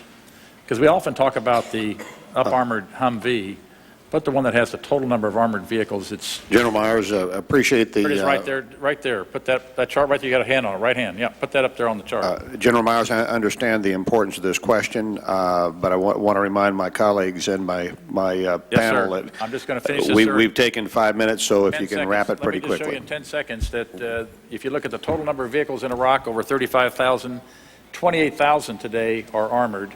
As the Secretary said, with a few exceptions that we can explain to you offline, nobody off installations in Iraq without being in some armor protection, and then by summer of '03, all the level 3, which is the lowest level, will be replaced by level 2 armor protection. So this has been an imperative and one that's received a lot of attention here in the last year and a half, as the requirements continue to grow, by the way. They didn't start out at 35,000. They've grown over time. Thank you, Mr. Chairman. Okay, thank you, and just say to my colleague, I know this is an important area, and I look forward to continuing to work this with him, and maybe we can ask questions at the end of this thing. Let me go to the gentleman from New Jersey, Mr. Saxton. Thank you, Mr. Chairman. Mr. Secretary General, thank you for the great job that you've been doing, and we all appreciate it. And Secretary Jonas, thank you for joining the team. I know what a tough job you have, because I know your predecessor very well, and I think we wore him out, so we don't want to wear you out. I have a C-17 question I'd like to ask, but I got to say first that I have a little different view of the Humvee situation and the body armor situation than some of my colleagues do. You know, when we got ready to go to Operation Iraqi Freedom, we had a set of expectations about what we were going to face. Some of them came true, and some of them were quite different than what we anticipated. And I've got to say that had I been in your position, making decisions about how to up armor, how to get it done quickly, how to produce body armor faster, and all the things that we had to do to meet the threat that was so different than what may have been anticipated by us or those who were making plans for these kind of eventualities. These were tough. This is a tough decision, a set of tough decisions that had to be made, and about how to move forward quickly. And quite frankly, while everything that we did wasn't perfect, I think we did a remarkable job in providing the material and the armor for our soldiers. All of us had the same set of goals, and we got there. Maybe some people would have been able to do it differently, but I'm glad that we were able to progress as quickly as we could. Let me ask my C-17 question, if I may. Whatever the fight is like, we've got to get there, and we've got to get there. The quicker we get there, as we all know from history, the better off our fighters are, the better off our planners are, and the more chance we have of success. We're going to finish our C-17 buy. I've forgotten exactly what the year is. I guess in '08 we'll get the last model get the last airplane off the line, and we've got to make a decision about whether to go forward. Part of that decision, of course, is being considered by the mobility requirement study that's due to come out in a few months. But General Myers, if I could just get your opinion as to where we are with regard to this subject, and what your thoughts are about moving forward.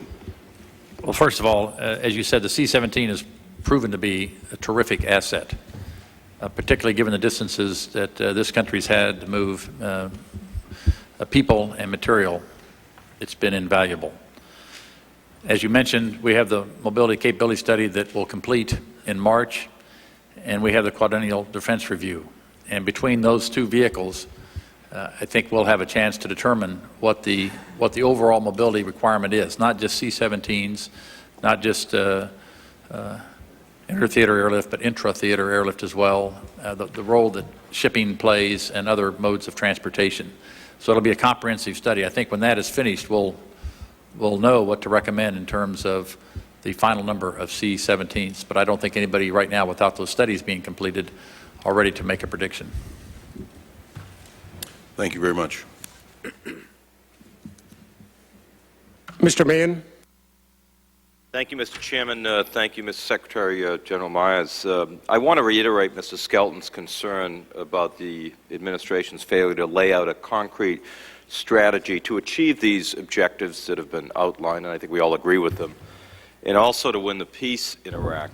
It's been nearly 2 years since we invaded Iraq and removed Saddam Hussein from power, but our troops are clearly facing a more resilient enemy. There are sections of Iraq that have plunged into violence and chaos, and I think as members of this committee we must ask ourselves, how can we help put the United States on a path towards self-sufficiency and begin to bring our troops home in a way that advances our strategic interest?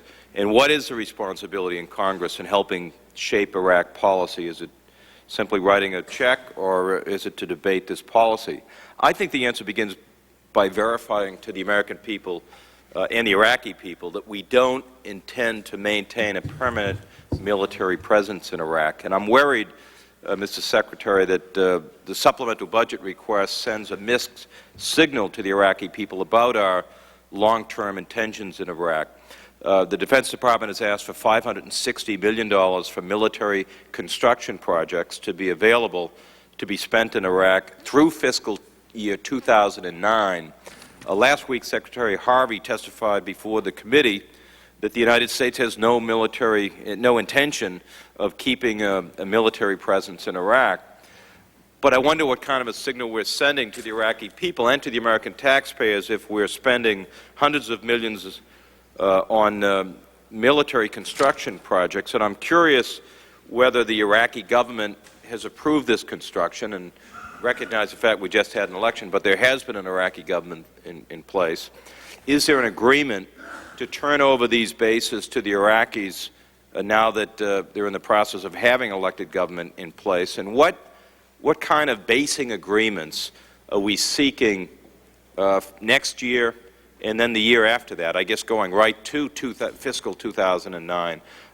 Have we entered into negotiating any kind of a basing agreements with either the prior Iraqi government or the new Iraqi government, and how are we going to work out some of these concerns logistically? Well, Congressman, you have it correct that the United States has a public policy of wanting to be there as long as we're needed and not one day longer. The investments that are being proposed in the supplemental, as I recall, are for facilities that will be somewhat safer for our forces while they're there. Some are for hospitals, some are to improve airfields, and some are to improve billeting. But I don't believe any of it could be characterized as permanent, and I would not want it to be so characterized. With respect to the negotiations and discussions with the Iraqi government, we consult very closely with them. Our forces do, and our embassy now does. And they are certainly aware of what it is we're doing. Precisely what would happen to facilities when we depart, I think, is something to be discussed and managed as we go forward.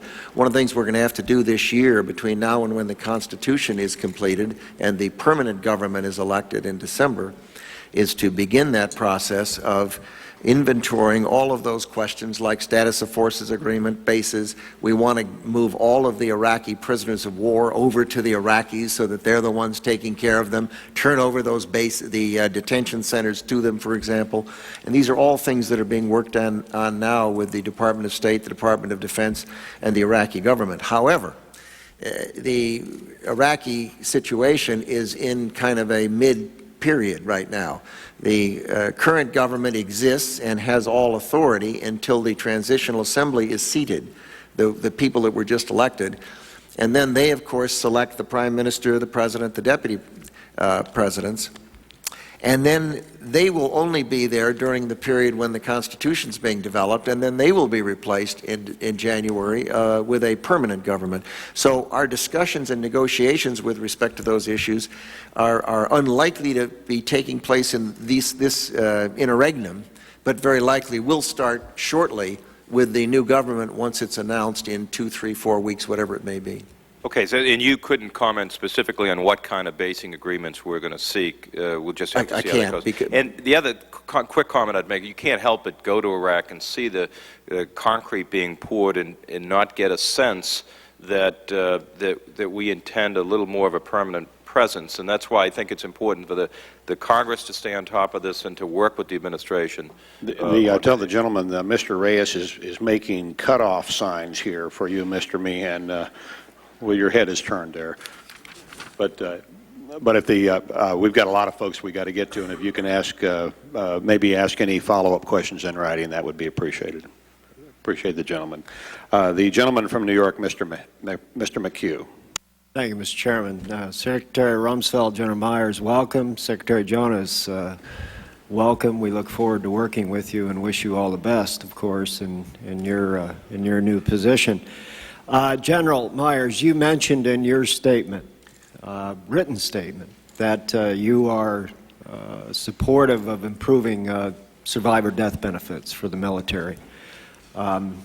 I think that's probably a sentiment that is shared by most, if not all, the people in this room and far beyond the doors of this chamber. Secretary Chu has joined you there, has testified that while the Department of Defense is supportive, he's indicated that should only be related for combat-related deaths. The vice chiefs have broadened their support and have said for all deaths with respect to, regardless of the circumstances. I was curious what your position is on that. Only combat-related deaths and illnesses, or a broader-based death benefit? My personal opinion is that it probably should be more broadly based. And part of that is based on, you know, what you think is right. There also may be some legal issues with specifying a certain group, and we have to look into those. So I think that whole issue of survivor benefits needs a very good scrub by the Congress and by the Department to work together to come up with a package that is appropriate for our men and women in service. Thank you. Mr. Secretary, the supplemental contains money. Commend the President for that. The language focuses, if I'm reading it correctly, focuses that benefit on combat-related deaths and illnesses, but there appears to be some flexibility for you to expand that. Now, obviously, expansion costs money. We all understand that. But I was just curious if you've had a chance to flesh out in your mind how you think that that benefit should be applied. My recollection is that there's $400 million in the budget, the SUP, and that it's a matter that's under discussion between the executive branch and the legislative branch in the House and the Senate, and whatever comes out from that process clearly we'll find funds to fund. We just have to. But you yourself have not taken a position. As a presidential appointee, I tend to support the president, and my guess is that he and the executive branch will be in discussions with the Senate and the House on the subject and end up with an agreement that's it certainly needs to be raised. It certainly has to be appropriate for the families that have lost loved ones, and needless to say, I'm very much in support of that. Okay, gentlemen, thank you. Secretary General Myers also talks in his written statement about the reserve challenge of reserve recruiting, and indicated that 5 of the 6 reserve components did not achieve their recruiting goals for through January of this year, and it's going to be a tough year through 2005. I think we all understand that for recruiting, but the statement goes on to say that in meeting the challenge, a variety of things are being done, including increasing the number of recruiters and restructuring and enlistment bonuses. But if you look at the budget data, there is some growth in spending for active Army, active Air Force, the Army National Guard, and the Air National Guard, but I would describe those ladders, particularly for the Army Reserve, as flat or reduced. In fact, the Army Reserve would receive a decrease from 90 million down to 88 million. So I guess we can make a question out of this, but really my intent is to express a concern that I have in previous years that there's a lag time, as you know, General and Mr. Secretary, between the time you dedicate those recruiting dollars and you actually reap the benefits.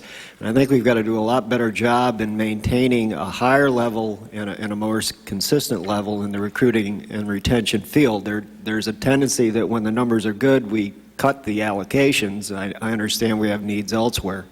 And we eventually pay the price, and I don't think this is the time we want to do that. So if you want to treat that as a question, fine. It was really an unpaid Well, I think you focused in the last part of your question on the component that we're most worried about, and that would be the Army Reserve. And we just need to, that's something the Joint Chiefs of Staff, the Secretary, his staff, Dr. Chu, we worry about this all the time. One of our big issues, of course, is looking around corners at people's intentions, and it's hard to predict that. So we've got to lead it as much as we can, and we'll review the budget figures, but that's how we're going to mitigate that with more recruiters and retention bonuses and so forth. I appreciate the gentleman. The gentleman from Texas, Mr. Reyes.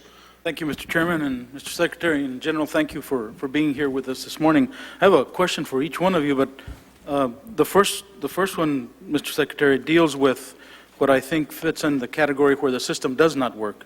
And it concerns the U.S. pilots that filed a lawsuit, as this was reported in the L.A. Times on the 15th of this month, where they filed a lawsuit against Iraq for compensation. They won their case, were awarded, and now the administration is taking a position that this should be dismissed. The irony, there are a couple of ironies. One of them is that some of these pilots were tortured in the same Abu Ghraib prison where prisoners were abused by our troops. And the article quotes that, Mr. Secretary, you're in favor of awarding compensation to Iraqi prisoners who were abused by U.S. military at this prison, and at the same time, our own pilots that have won a court case are now being denied the same kind of compensation. I was wondering, do you have any comment on that? Congressman, I don't. It's a matter that the Department of Justice handles for the United States government, not something the Department of Defense does. All right. Thank you, Mr. Secretary. General Meyer, when we're talking about the plan for providing Iraqi forces and their capabilities to be self-sufficient, it is my understanding that right now the U.S. provides all combat support and combat service support to the Iraqis. So my question is, given the charts that you've provided us here this morning, when do you think that the Iraqis will be self-sufficient to provide for themselves, both in combat support and combat service support on their own? When will they be able to stand on their own completely? And is there a plan to have them do that?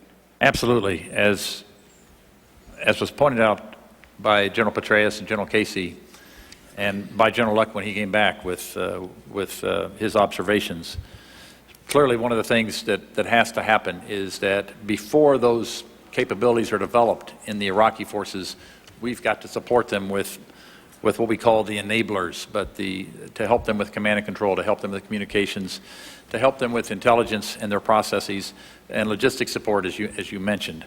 But over time, they've got to become self-reliant. So that's one of the pieces that General Petraeus is working and General Casey are working. They have to be self-reliant and be able to take care of themselves. And so that's part of the planning that's going forward. As you know, or may know, the Iraqi Air Force now flies 3 C-130s. And all our training for them is to ensure they have the capability to continue training their own pilots, their own flight engineers, their own load masters, and that the logistics systems that support those aircraft maintain those. As the Secretary said earlier in his opening statement, or later on in the question, this is a country that has resources, and they can do that. Our job is to help them organize so they can take care of those kind of assets. So you're absolutely right, and I don't have a time frame when they're going to be totally self-sufficient across the board. It's part of an ongoing process, a lot of which rests with the Iraqi government. But at the current level, that after a couple of years, and the fact that they've got a couple that can, or 3 C-130s that are being flown by the Iraqis themselves, that's a far cry from being able to provide their own combat support and their own combat service support. Is that included in the supplemental budget request? I've only seen and have read a draft of the request, but is that part of the plan that's in there for the Iraqi security forces? Yes, part of the plan is to develop the combat support, combat service support that supports the forces out front. That's absolutely part of the plan, and part of what we're going to help the Iraqis do. How much funding we put towards that, and how much the Iraqis put towards that, we would hope that the Iraqi government would put a lot of resources to it. And in the meantime, we'll help provide those enablers that enable them to go do what they need to do. Thank you, Mr. Chairman. Thank the gentleman. The gentleman from Alabama, Mr. Everett. Thank you, Mr. Chairman. And first of all, let me thank the Chairman for adhering to the 5-minute rule. I was interested in the comments that you made on increased compensation to our survivors of those that are killed while they're on military duty. I have the bill in the House which mirrors the bill of Senator Sessions over in the Senate, and I too think that there's a difference in geography here. It does matter that when you're under fire and you're in combat zone, that should have some special consideration. I wouldn't ask you to comment on that, and I'd be just pleased to work. Our bill, I think, has some 70 sponsors or thereabout, co-sponsors. I will be pleased to work with you through this process. General Myers, the dependence of our nation on our space assets is, I think, underestimated and also underappreciated. Could you please describe just briefly, in an unclassified manner, how we're to protect and defend those critical assets from emerging threats? Well, when you talk about space systems and defense, you've got to think about 3 segments. The ground segment, how you protect the security of the ground segment, the uplinks, and then, of course, the on-orbit segment. And one of the first things you have to do is to know when you're under attack. And it's been one of those issues with space systems that's sometimes very hard to determine if, in fact, you're under attack. I think it was a Hughes satellite back in the 90s that went down. It had a lot of the pagers on it in this country and around the world, and it wasn't known for quite some time after analysis what actually happened. And that's what we face today. And so as we put new systems up, every new system that we develop is built with the idea in mind, okay, how can we provide warning that we're actually under attack? That's obviously the first thing you have to think about. And so we're doing that. But space systems, by virtue of where they are and the ambiguity sometimes in malfunctions, whether it's a weather-related phenomena or actually somebody bringing it under attack, has to be designed into the whole system. The ground segment's a little bit easier in that we can provide the same kind of physical security that we provide to other fixed locations. And of course, the up and down links are a challenge because they are susceptible to jamming. I would say another important piece of that, so we understand it well, is that the intelligence to know what threats are out there to our systems has to be well developed. When I was commander of U.S. Space Command, that was one of the areas that I thought could be enhanced, that we needed more intel focus on threats to our space segment. Absolutely. Well, obviously, General Lloyd's doing an outstanding job out there, but are we considering hardening our assets? Yes, absolutely, and that was what I was alluding to, I think, and we probably can't go much further in this, but we've got to look. Warning is part of it, hardening is part of it, and for all new space systems, those will all be considered, and as it usually comes down to, it'll come down to a risk equation, and we'll balance risk versus cost, and then try to determine what it is we specifically want to do to a given system. And I understand we're looking at using reversible methods in denying adversaries certain ways to get to our assets. There are several concepts of operations that can mitigate the impact of having large fixed assets in space and their vulnerability. And I think we probably ought to stop there in this audience. Let me comment on RNAP just a moment, which is under jurisdiction of my subcommittee. I'm not taking a position on outside groups advising or proliferation and those issues. Mr. Secretary, what I would like to have a clear understanding, because we've passed this in the subcommittee, we've passed it in the full committee, we've narrowly passed it on the floor, and then we lost it in the appropriation process by the one vote. Could you please tell me directly if there's a military need for this, for robust nuclear earth penetrator? That's I guess our time is almost out again.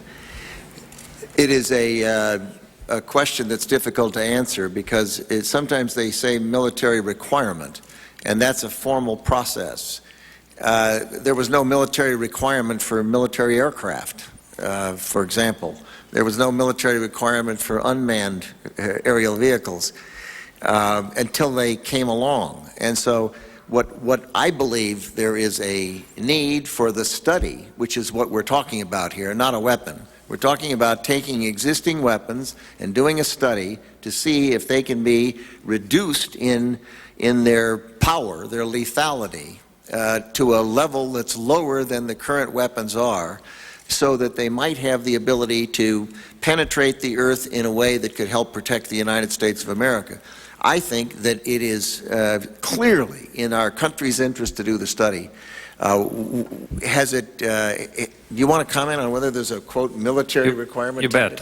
Our combatant commander that is charged by this nation to worry about countering the kind of targets, deeply buried targets, certainly thinks there's need for this study, and General Cartwright has said such. I think that. I think the Joint Chiefs think that, and so the study is that. It's not a commitment to go forward with a system. It's just to see if it's even feasible. Thank you very much. Thank you, Mr. Chairman. I thank the gentleman from Arkansas, Dr. Snyder. Thank you, Mr. Chairman, and thank you, gentlemen, Ms. Jonas, for being here today. We appreciate you, and we want you to succeed in everything that you do. General Myers, you had mentioned a while ago, I think it was you that mentioned the Matrix room, and I've heard of Matrix the movie. I have never heard of Matrix the room. And I mean, what is this room? And why, if there's information in there, why can't that be transferred over here so that we could actually see it and make this Matrix room for the day so we could find out how we're doing? What is this room? Is it open to the press? Can we take constituents over there? Is it classified? What is the Matrix room? A lot of the data is classified. Some of it is not classified. It's a room where we track our progress against the tasks that I had, the objectives and the tasks that I had on that board. And it's... Is there any reason that information couldn't be compiled on a regular basis? I mean, just, is it on the walls or something and transferred over here to the committee that we might, or do we need to take weekly or monthly tours over there to the Matrix room? We are just standing it up. I mean, we've got it in operation, and it continues to evolve. We'll have to look at that. I can't answer that right now, sitting in front of you. But if we want to go there now, if anybody wants to come see it, I'll offer you to come see it. I don't know that you'd find a lot of interest in looking at it weekly. I think that's, but certainly the information is important, and that's why we're tracking it. Right. Secretary Rumsfeld, you mentioned the election as being a wonderful step on the way, and I agree with you. And one of the issues that was discussed prior to the election was, would there be adequate security? And you all beefed up forces, and whatever you did seemed to work well to give a period of calm there, for the period of time during the elections.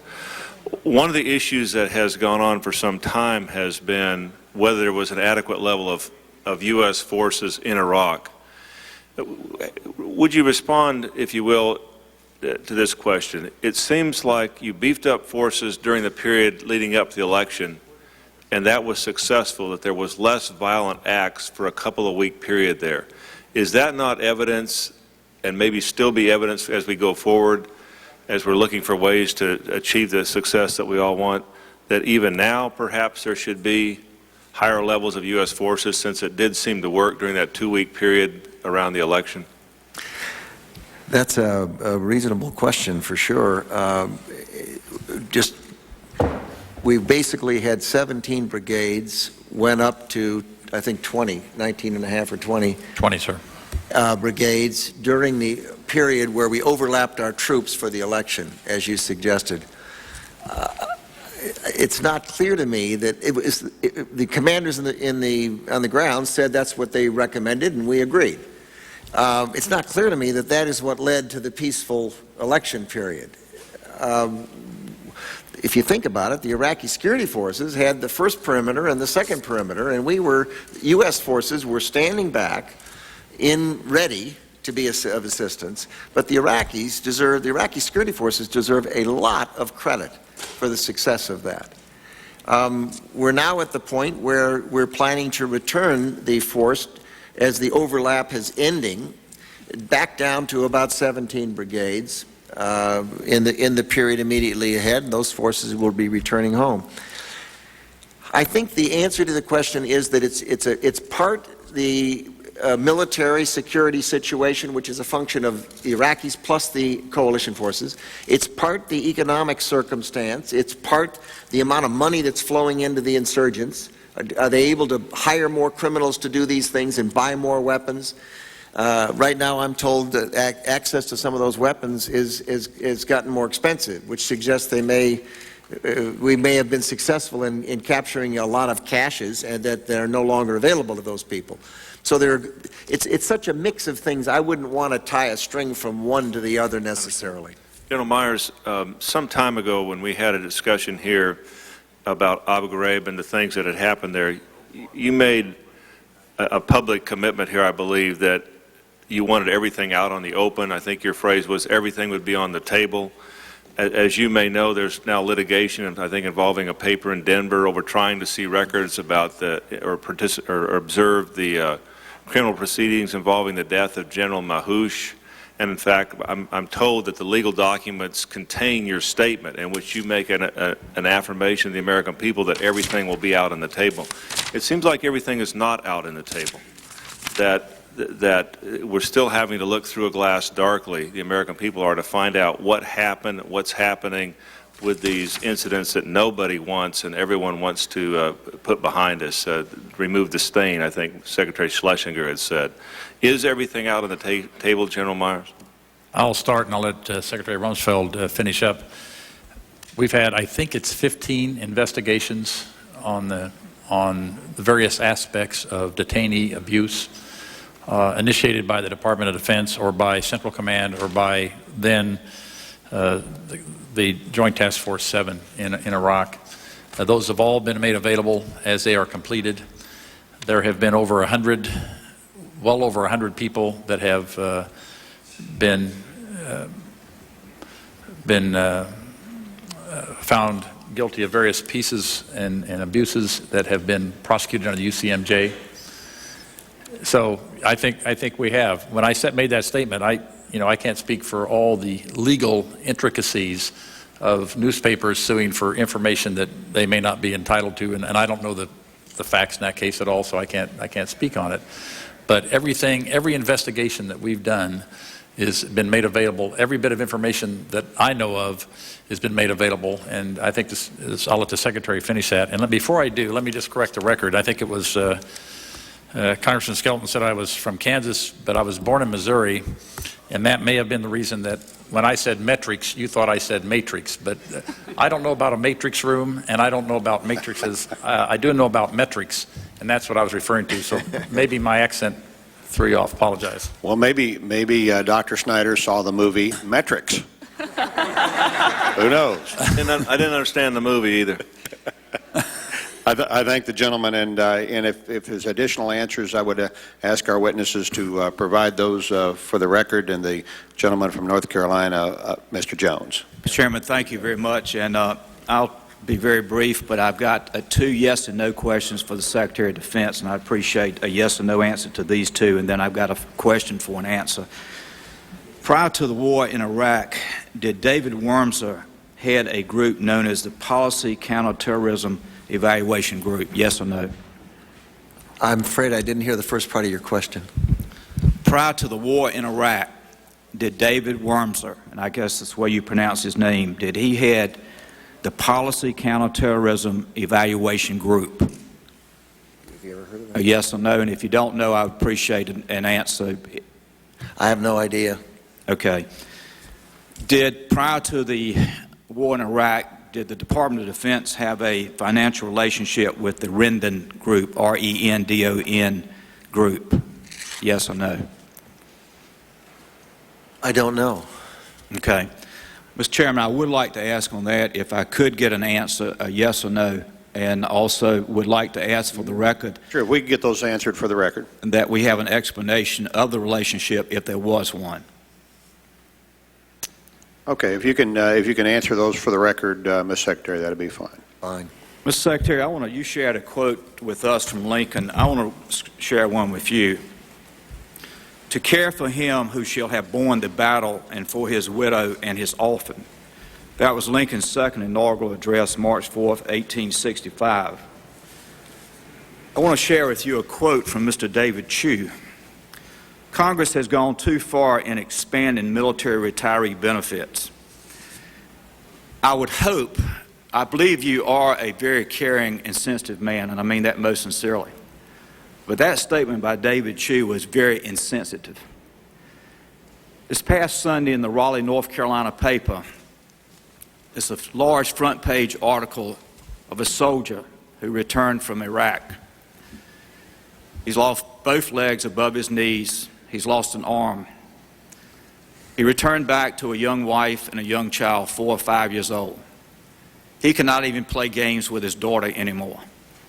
I do not know how we as a Congress, this administration, and also the Department of Defense, we must remember that those who are wearing the uniform have got to come first when they return.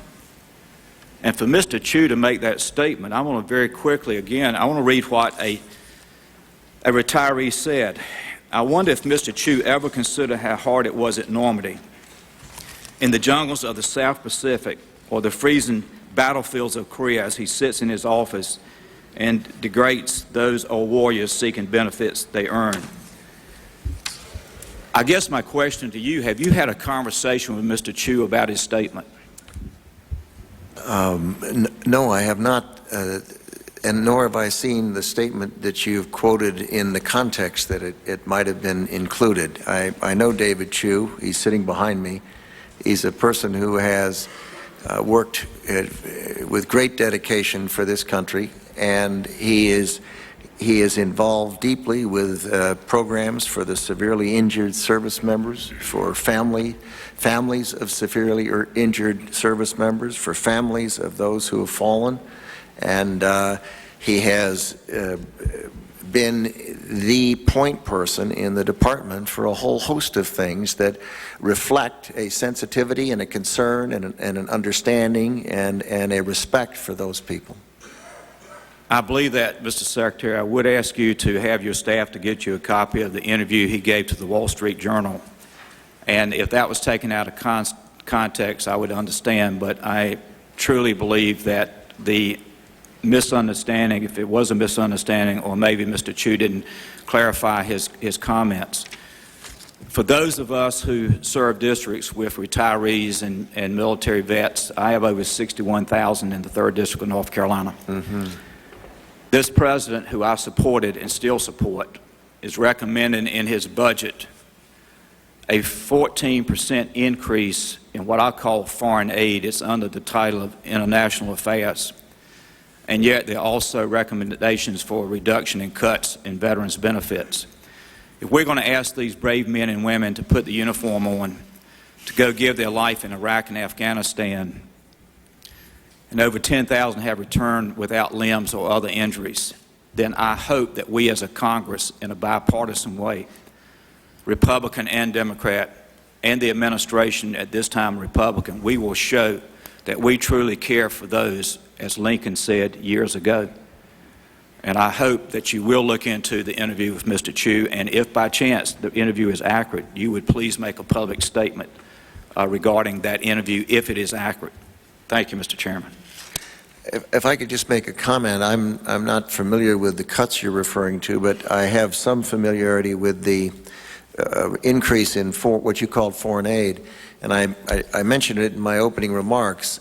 The cost of maintaining a U.S. military person overseas in Afghanistan or in Iraq is about 1/16 of what it costs to maintain an Iraqi or a Afghan. And what we've tried to do is to find ways to get funds authorized that we can get more non-Americans involved in being trained and equipped to provide security in the world, so the burden falls much less on American servicemen.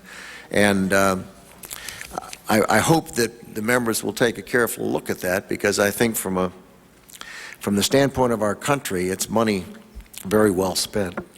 I thank the gentleman. The gentlelady from California, Ms. Sanchez. Thank you, Mr. Chairman, and thank you, Mr. Secretary and General, for being before us once again today. I had the opportunity at Christmas time, as you'll recall, Mr. Secretary, to be in Iraq. And I saw you there. Yes, we ran into each other there while you were addressing the troops. And I want to thank you again for the work that you've been doing. I had the opportunity to talk to General Petraeus when I was out there during that visit, and I read him a statement. I'm going to read it to you because I think I take a little offense to some of the stuff that you've said earlier about some of us who have questioned the fitness of the Iraqi security forces. We're not questioning because we don't want them to succeed. We're questioning because, in fact, we want them to succeed, and we're trying to figure out what these numbers that the administration throws around really mean. To General Petraeus, I read to him, when the insurgents mounted a coordinated offensive in Mosul against 8 police stations in November, most of the police deserted their posts and have not returned. 3/4 of the 4,000 police simply ran away. And during the insurgent assault, the ranks of one Iraqi Guard battalion dropped from 1,100 to less than 300 in a few hours. Another 2 companies of Iraqi National Guards, about 200 men, simply disappeared with all their new weapons and equipment. And today, of course, at that time, we were struggling to regain control of that city, Mosul, which, of course, was where Petraeus had been with the 101st, and it had been a great success. I asked him to comment on that. Was that right? Were the words I said correct? And, you know, he basically had to acknowledge that that's what happened there. I said to him, what was the problem? Why is it falling apart? And he began to tell me that we had moved our troops out of Mosul into Fallujah for the Fallujah assault. And so when I asked him, well, doesn't that indicate that maybe if we had had other troops to put in Fallujah, we wouldn't have had this problem in Mosul? And he said to me, and I remember the words, it's pretty obvious, isn't it, Ms. Sanchez? So I'm glad that Mr. Snyder talked about, you know, do we really need a force of 150 plus in Iraq? I think any reduction, and this is important to the budget, any near-term reduction of the troops in Iraq really depend on 2 main factors: the strength of the insurgency and the size and the readiness of the Iraqi army and other security forces. Since there has been no abatement lately, in particular in the intensity of this insurgency, we're basically depending on our efforts to train, equip, and deploy Iraqi forces. And unfortunately, as I said, this committee has had a hard time assessing where we really stand with the Iraqi army as an effective fighting force. Over the past year, we've received incredibly widely fluctuating estimates of that. And I think you have a real credibility problem on this issue. And fluctuations of what? the fluctuations, the numbers that you banty around about how many troops we really have out there that are Iraqi police, et cetera, et cetera. First, you estimate that there are currently 136,000 trained Iraqi security forces in the field. About 79,000 of those are police and other interior ministry troops.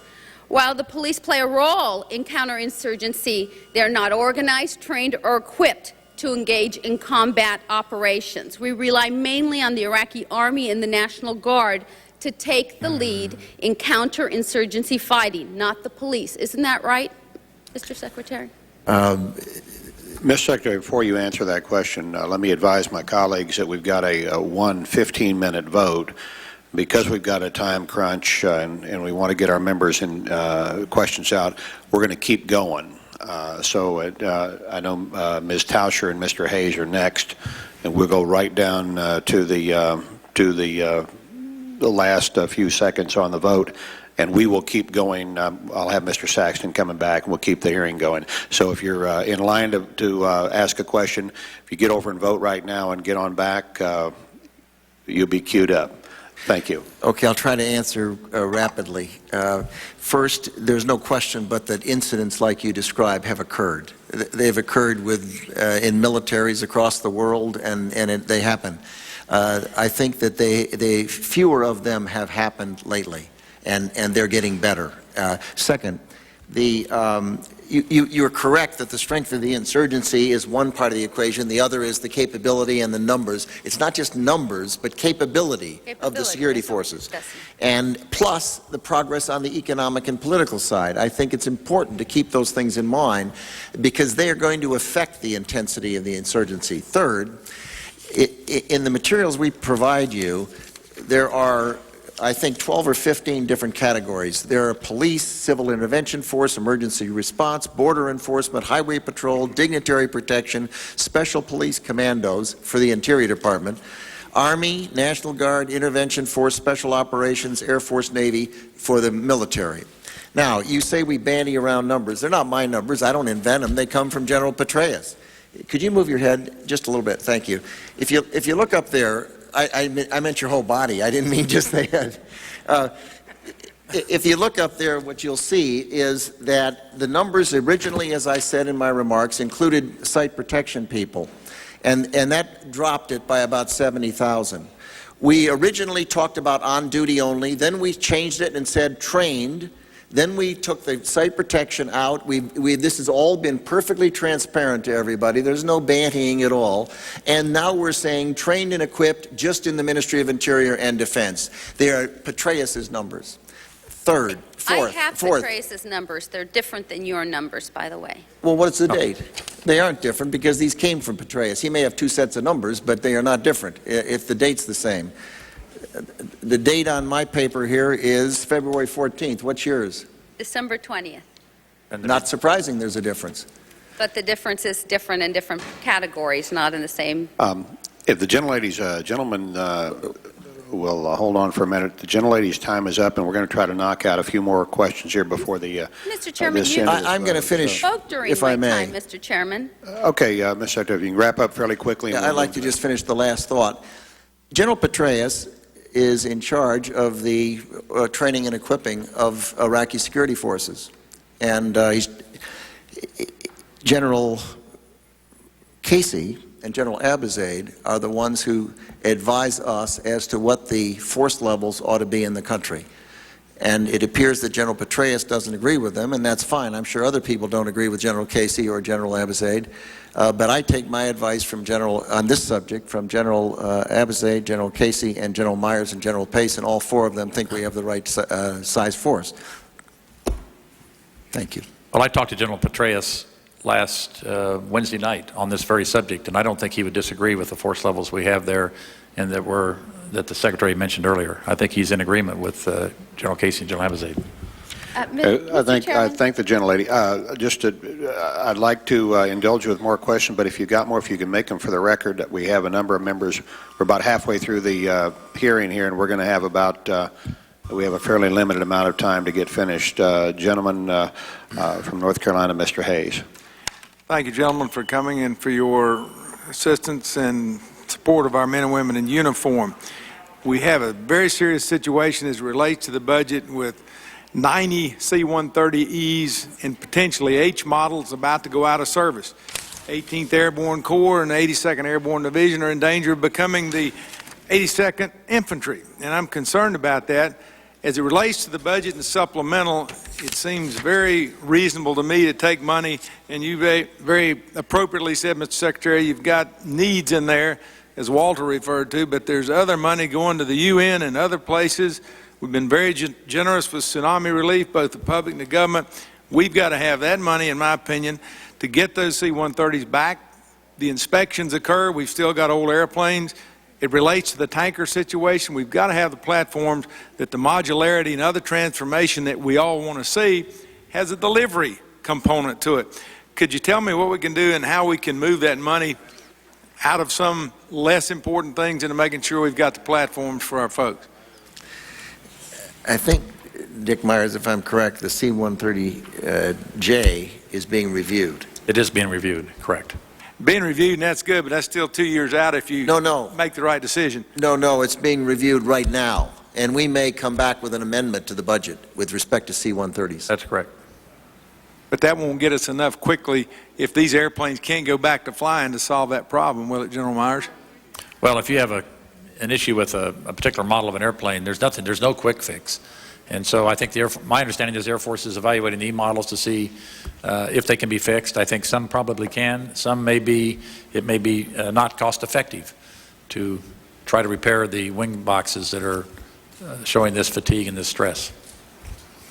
31 to 43-year-old aircraft, the hand-wringing bedwetters that say we don't need new platforms have got to get on board, and you guys got to make us give you the money to get those platforms we need.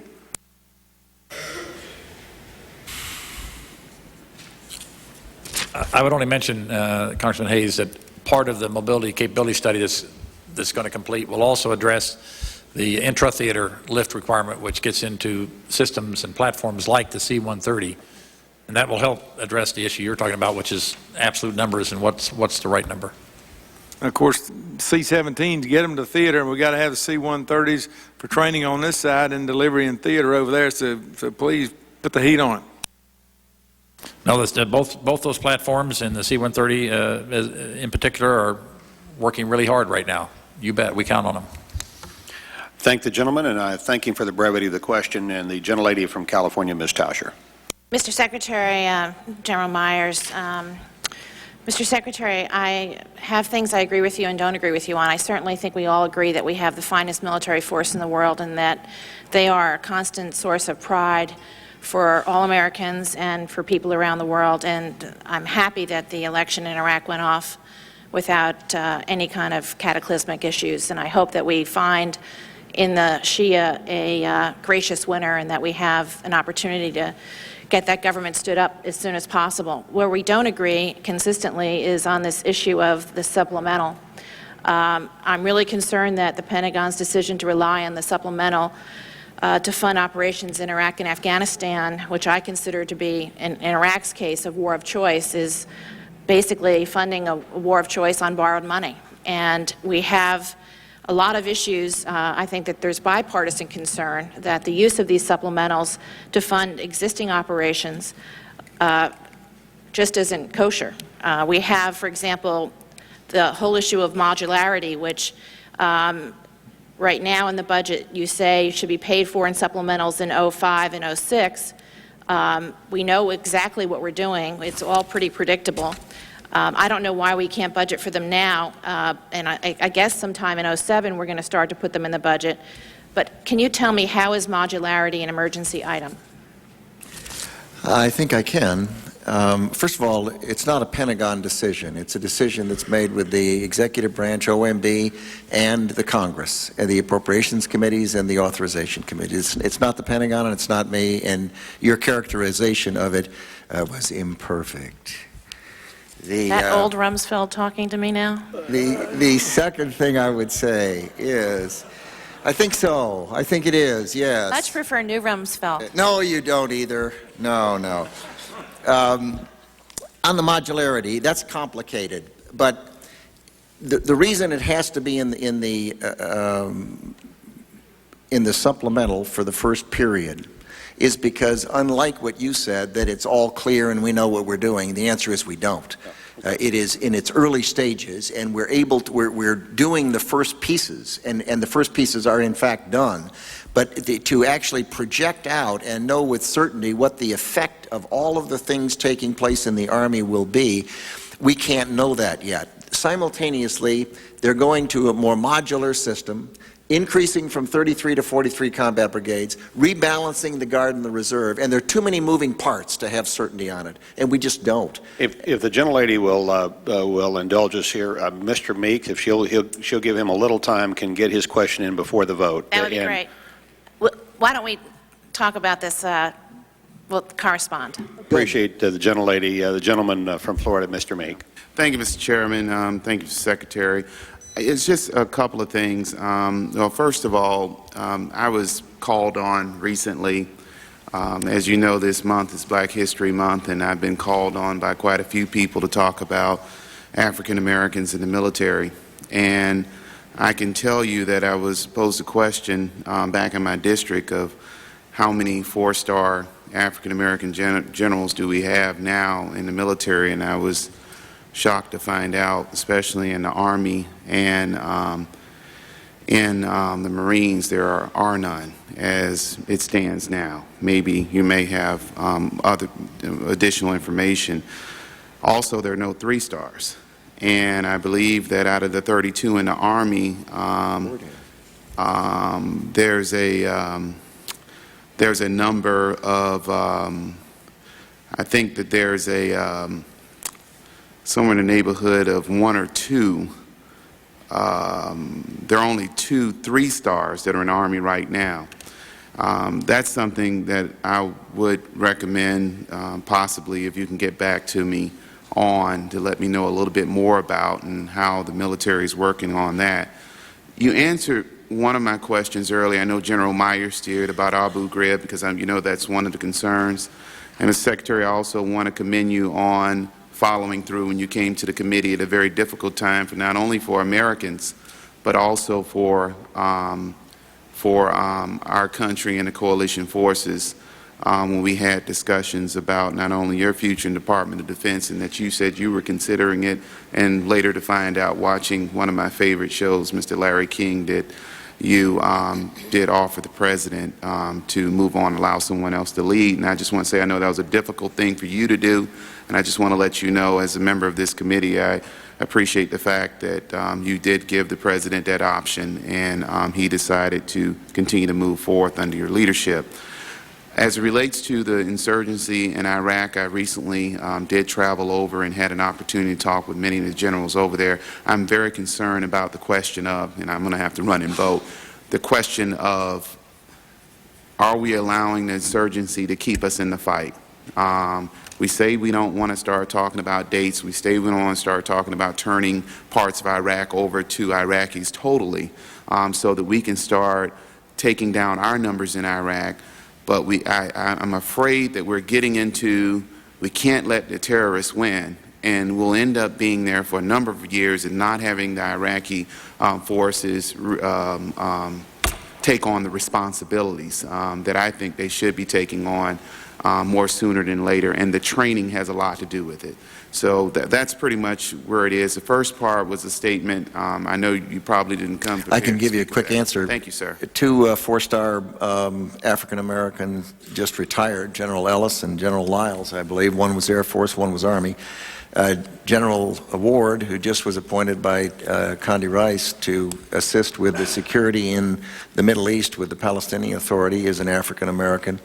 Notwithstanding that, you asked how we're working on it. We work on it. General Myers and I meet with General Pace and Dr. Wolfowitz once a week on military personnel. It is something that has to start obviously down at the lower levels so that they can punch all the tickets and go through War College and do all the things they have to do, the commands, to get up to a 3 or 4-star level.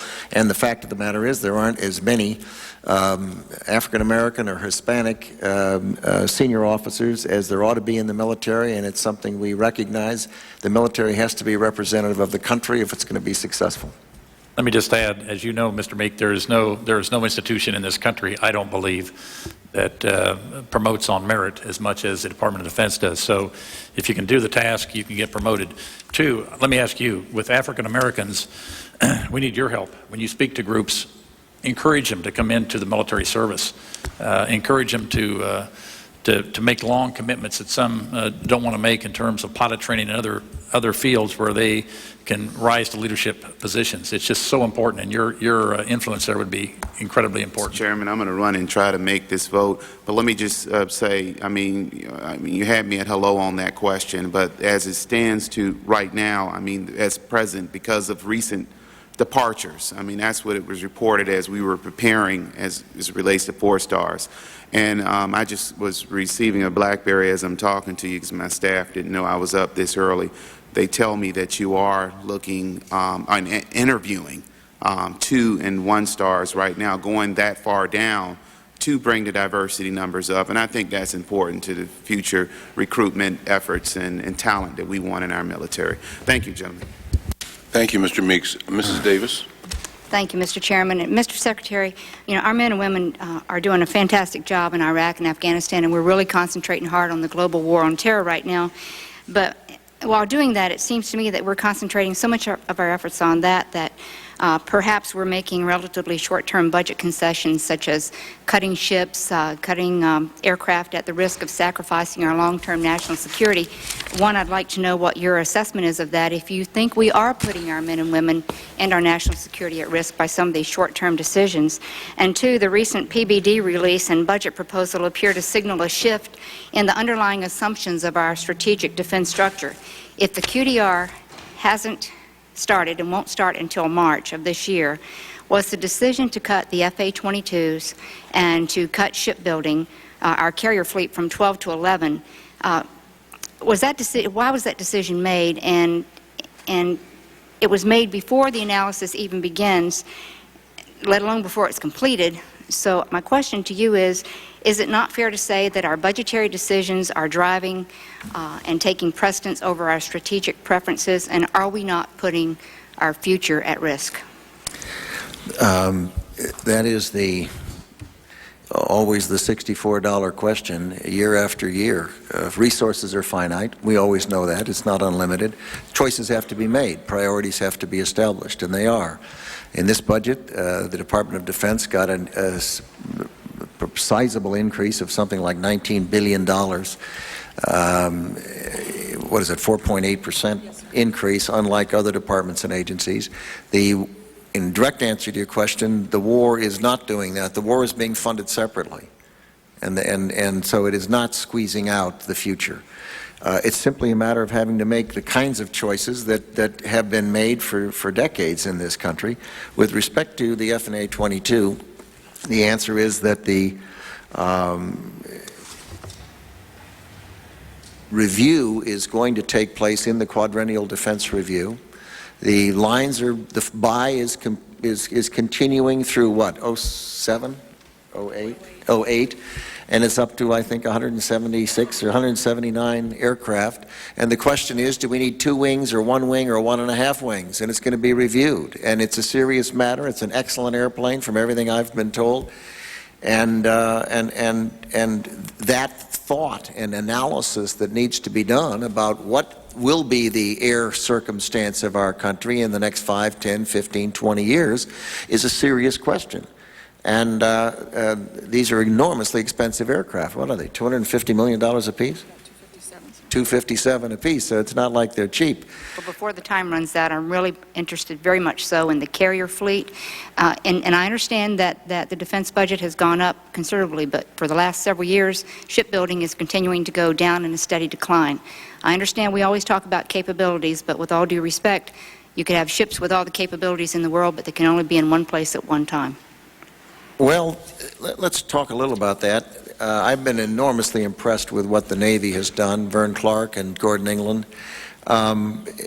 Previously, 3 or 4 years ago, our capability was to have, we had 12 carriers, battle groups. We could have 3 of them at any one time out, plus a surge of 2. So that's 5 out of 12. Not impressive. Expensive, but not impressive. The way they've rearranged things with crew swaps and reducing transit time and increasing the spares and reducing overhaul and repair time, now they're at 5 or 6 plus 1 or 2 with the same sized fleet. Now that's an enormous change. The capability that there is just enormous difference. Next, we talk about the size of the Navy, and the size of the Navy is important. What's really important, however, is what portion of the Navy is deployable at any given moment. When we had 485 ships, we routinely deployed 102, about a fifth of it. With 290 ships, we routinely deploy 95, which is a third. So we're able to deploy not a fifth, but a third of the fleet because of management improvements. That's the second important fact. The third important fact is lethality. I mean, the capability of these ships is so much greater. And I think we showed a chart up there to show let's back up. And I can't find it here, but it's somewhere. My time's almost up, Mr. Secretary, but I think we use 70% of our ships in the Operation Enduring Freedom, if I'm not mistaken. Is that not correct? I don't know. I can find out. Time's up, but I'd love to discuss it later. Gentlelady's time has expired. We're going to go now to my neighbor from New Jersey, Mr. Andrews. Thank you, Mr. Chairman. I'd like to thank the Secretary, General Myers, all the witnesses for their participation. And I must say, I do want to take a moment and reflect on the achievement of the men and women that you lead and your colleagues in other federal departments. That if someone would have told us 5 years ago we'd be sitting here in a world where Afghanistan had free elections involving women fully, and Iraq had a very successful election under very difficult circumstances and offers the very real prospect of the evolution of a law-abiding, human rights-respecting government, I would not have believed it. And I think that the men and women you lead are in a great way responsible for that, and I hope you will express our appreciation to them for that achievement. I'm very concerned, though, that the achievement won't take hold unless we see some dramatic improvements in the situation in Iraq. And Mr. Secretary, I apologize for not being present when you said it, but my understanding is that when Mr. Skelton asked the question about your best estimate of the number of resistance fighters, that your comment was that you're not in the business of intelligence and that it's not a number that you know. Is that a fair statement of your answer? What I said was that I have in my hot little hand differing views from DIA and CIA. He cited an Iraqi view that was totally inconsistent with it. My job in the government is not to be the principal intelligence officer and try to rationalize differences between Iraqis, the CIA, and the DIA. I see these reports. Frankly, I don't have a lot of confidence in any of them. Yeah. It is your job and on that number. Yeah, I understand.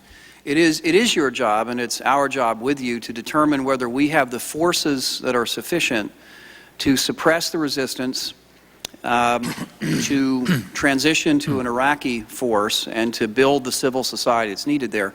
And clearly, it is your conclusion that we have adequate forces. Is that right?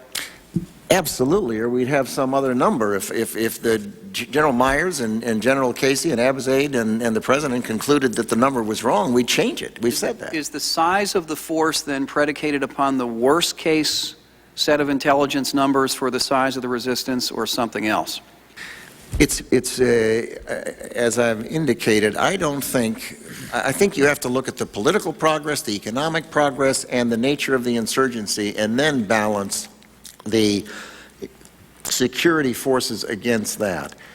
Second, there's another tension, and the tension is this. The bigger the force, the heavier the footprint, the more intrusive foreigners are, and the greater the feeling of occupation and heavy footprint. The lighter the force, the more the Iraqis are out front, the less intrusive and the less offensive it is, and maybe the earlier you will find the Iraqi people taking hold of their own country. So that is the dilemma. That's the tension. I understand. I understand that quantity and efficacy are not the same thing. I do understand that.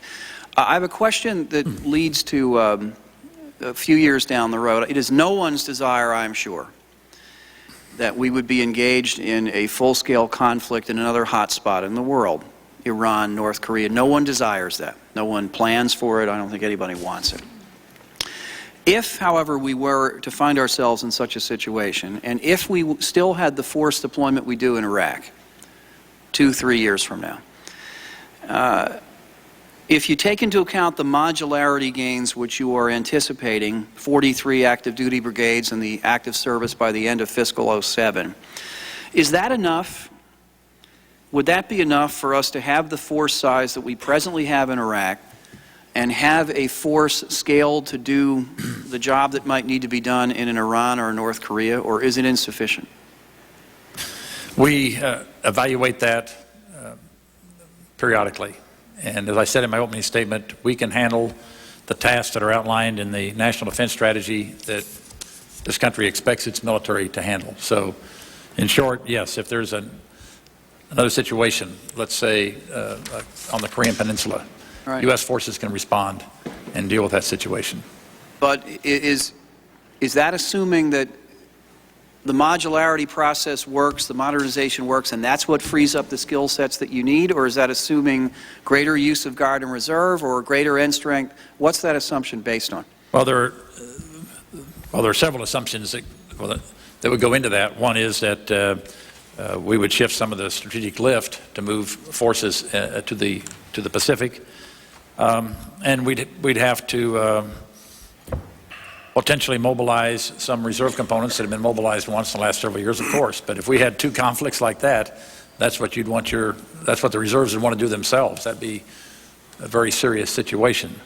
But we are tasked as a military to be able to do basically two, and we called it in the last QDR, two swiftly defeat the efforts of, which are two conflicts, taking one conflict to a more enduring outcome, which is what we find ourselves involved in Iraq today. We can still do that today. Yeah. Now, the timeliness of our response might not be totally consistent with what the combatant commander wants and so forth, but we can respond. Make the case that it would be 3 because we have 2 that are ongoing. Mr. Chairman, my time is up, but I did want to ask if the chairman would consider, the Secretary made reference to the DIA and CIA estimates that he sees with respect to size of the resistance force. If the chairman would ask the department and the relevant agencies to arrange for a classified briefing for this committee so that we can hear those estimates as well in due course. Mr. Chairman, this whole issue of numbers of insurgents is an important question. But as we look at insurgencies, if you look at in China, Mao's insurgents at their low point were greatly outnumbered by the Chinese forces. I mean, greatly outnumbered, and yet they persevered to win. So it's not about numbers. What we do know about these insurgents is that overall they're not very effective. They can spike in capability, as we saw before elections, but it goes back down to a steady state. We know that they're losing the battle for the hearts and minds of the Iraqi people. We saw it on election day, and I think that will make that gave the Iraqi people a lot more confidence as they went out and saw other Iraqis going to the polls. And the insurgents were certainly set back by that phenomena, as they were in Afghanistan, and as we see now, Taliban in Afghanistan wanting to come and rejoin the political process in I think we understand. We just want to see them lose a lot faster. We're going to have to move on. The gentleman. But it's an important issue, and I'd say the insurgents' future is absolutely bleak. So precise numbers in an insurgency where some people come and go is always going to be hard to estimate, and that's what we're trying to say. Thank you, General. The gentleman from Virginia, Mr. Forbes. Thank you, Mr. Chairman. Mr. Secretary, thank you for your patience in answering our questions as we strive to set the priorities in our budget that I know the administration had to set in theirs. And as we look at this budget or any budget, we realize that many of the platforms we're talking about are not going to happen tomorrow. They're 5 years out, maybe 7 years out. And the temptation for us is certainly to look at Iraq and perhaps even Iran. But I've got a big concern, too, is we just got back from visiting China, and I see what's going on over over there with their Navy. I believe very strongly if they're not moving towards a policy of denial with their Navy, certainly they're moving towards, or a policy of control, they're certainly trying a policy of denial in the creation and buildup of their Navy. And the question that I'd have is, as we met with them, it seems clear to us that they have an overall policy for shipbuilding that includes where their manpower is going to be, where their resources are going to be. We looked at their steel mills. They're throwing out steel as fast as you can watch it, running it 24 hours a day. In addition to that, they're building, at least on their commercial ships, they're turning them around in 6 months from start to finish, and they didn't give us the luxury of looking at their military ship construction, of course. But my question is just twofold. One, do we have anywhere written a overall shipbuilding plan for the United States which takes into account not just the number of ships that we need, but where our workforce needs are going to be and how they're going to be met 5 years down the road as we're creating them, our resources for putting them together? And if so, could you just let us know where that is so I could study that and look at it? And the second thing is, I noticed that we have, it looks like a $1.26 billion cut in shipbuilding from what the administration proposed in the 05 budget and what we have proposed this year. And my question there is, why that cut? Because I recognize that we have technology concerns, but that didn't take place over 12 months. The threat certainly has not decreased over that period of time, and if you look at all of the adjustments we've made in the Navy, they haven't taken place just over the 12-month period of time, and maybe you could indicate to us why we had that kind of decrease in our shipbuilding budget over that 12-month window. First of all, your point on the People's Republic of China is, of course, correct. They are investing, they're growing rapidly, and they're making significant investments in defense capabilities, military capabilities. They are buying a great deal of equipment from Russia. They're making an increasing amount of equipment.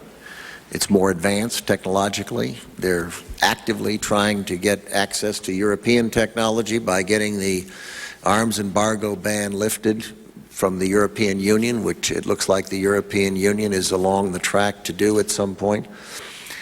They are increasingly moving their Navy further distances from their shores in various types of exercises and activities, and that's a reality. You had so many questions in there. Let me see if I can pull out another one. The question of the budget. The Navy budget has been increased. It is lower than the number.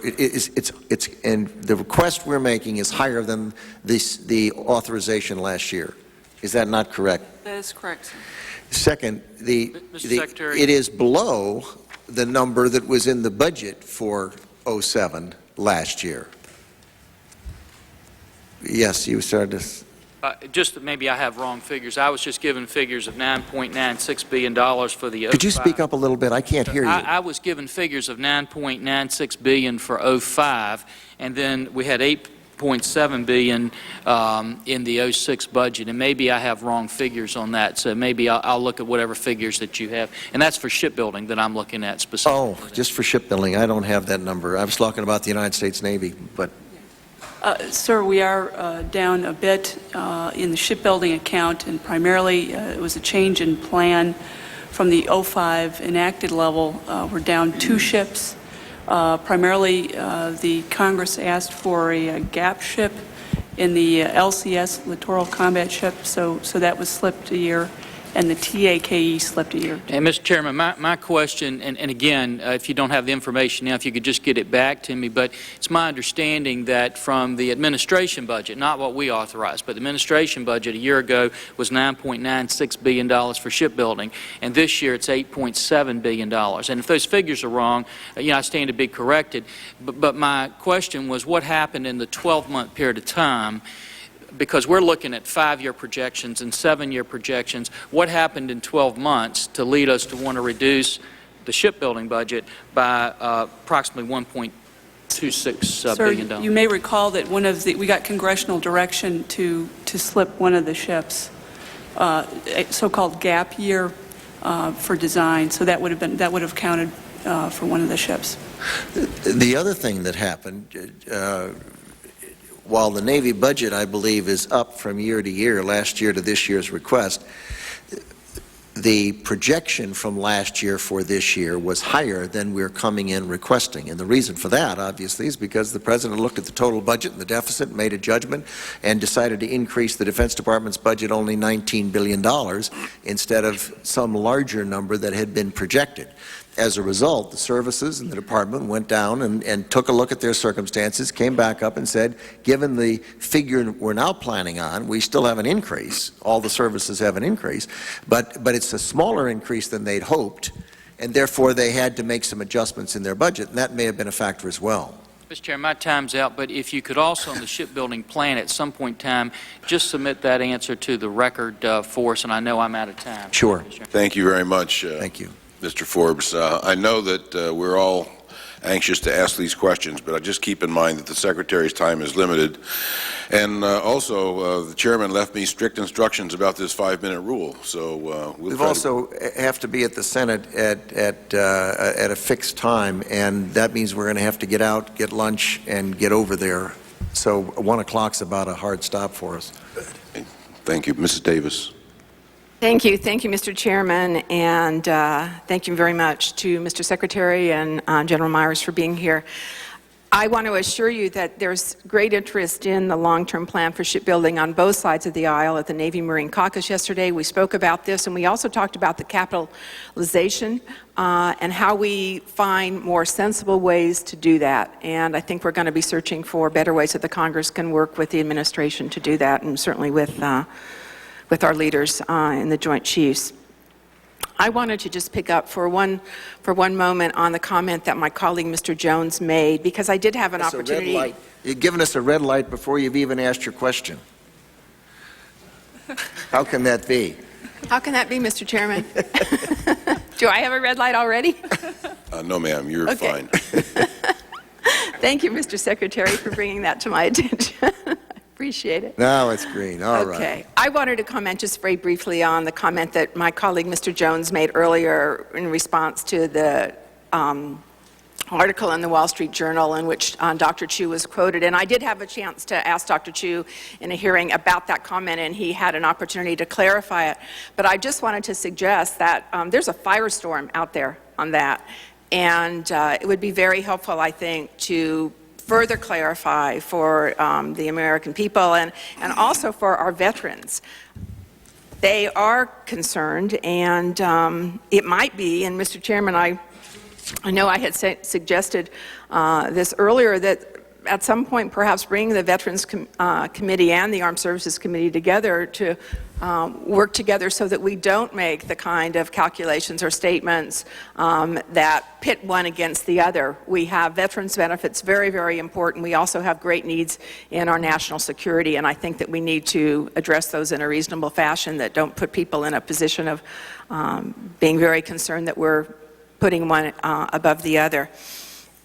I also wanted, if you might, to just go to the strategic objectives that you spoke about earlier, and I understand that perhaps there is a wall where we have all those objectives listed. Could you, though, for a moment, give me something that's kind of ballparkish in terms of these areas? Where are we? Is it possible you're aware of the objectives and all the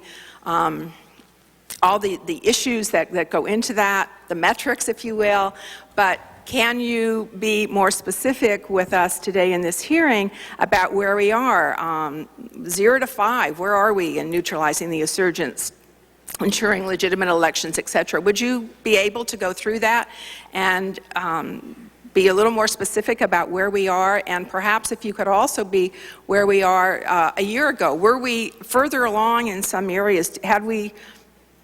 Were we better in establishing a foundation for a strong economy a year ago, before we had the number of insurgent attacks? How are we, and I guess what are your hopes in the next year? Where would you like to be, reasonably? I don't think we have the time here to go into the kind of detail you just asked, but we can drill down on most of those categories. I'll just remind people that not all of this is a Department of Defense responsibility. We have responsibility certainly for most of the security area, but not entirely. And security is not just forces. It's a lot more of the economic and governance piece and so forth, and just judicial systems, just the ability to prosecute those that attack Iraqis and attack the coalition, to get them through a system and show people that there's a price to pay for their behavior, for their terrorist actions.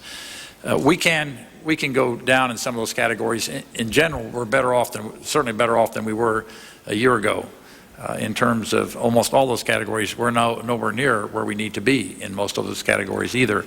And part of it is because, as the chart said, it says assisting Iraqis to achieve those objectives. They're not U.S. objectives to achieve.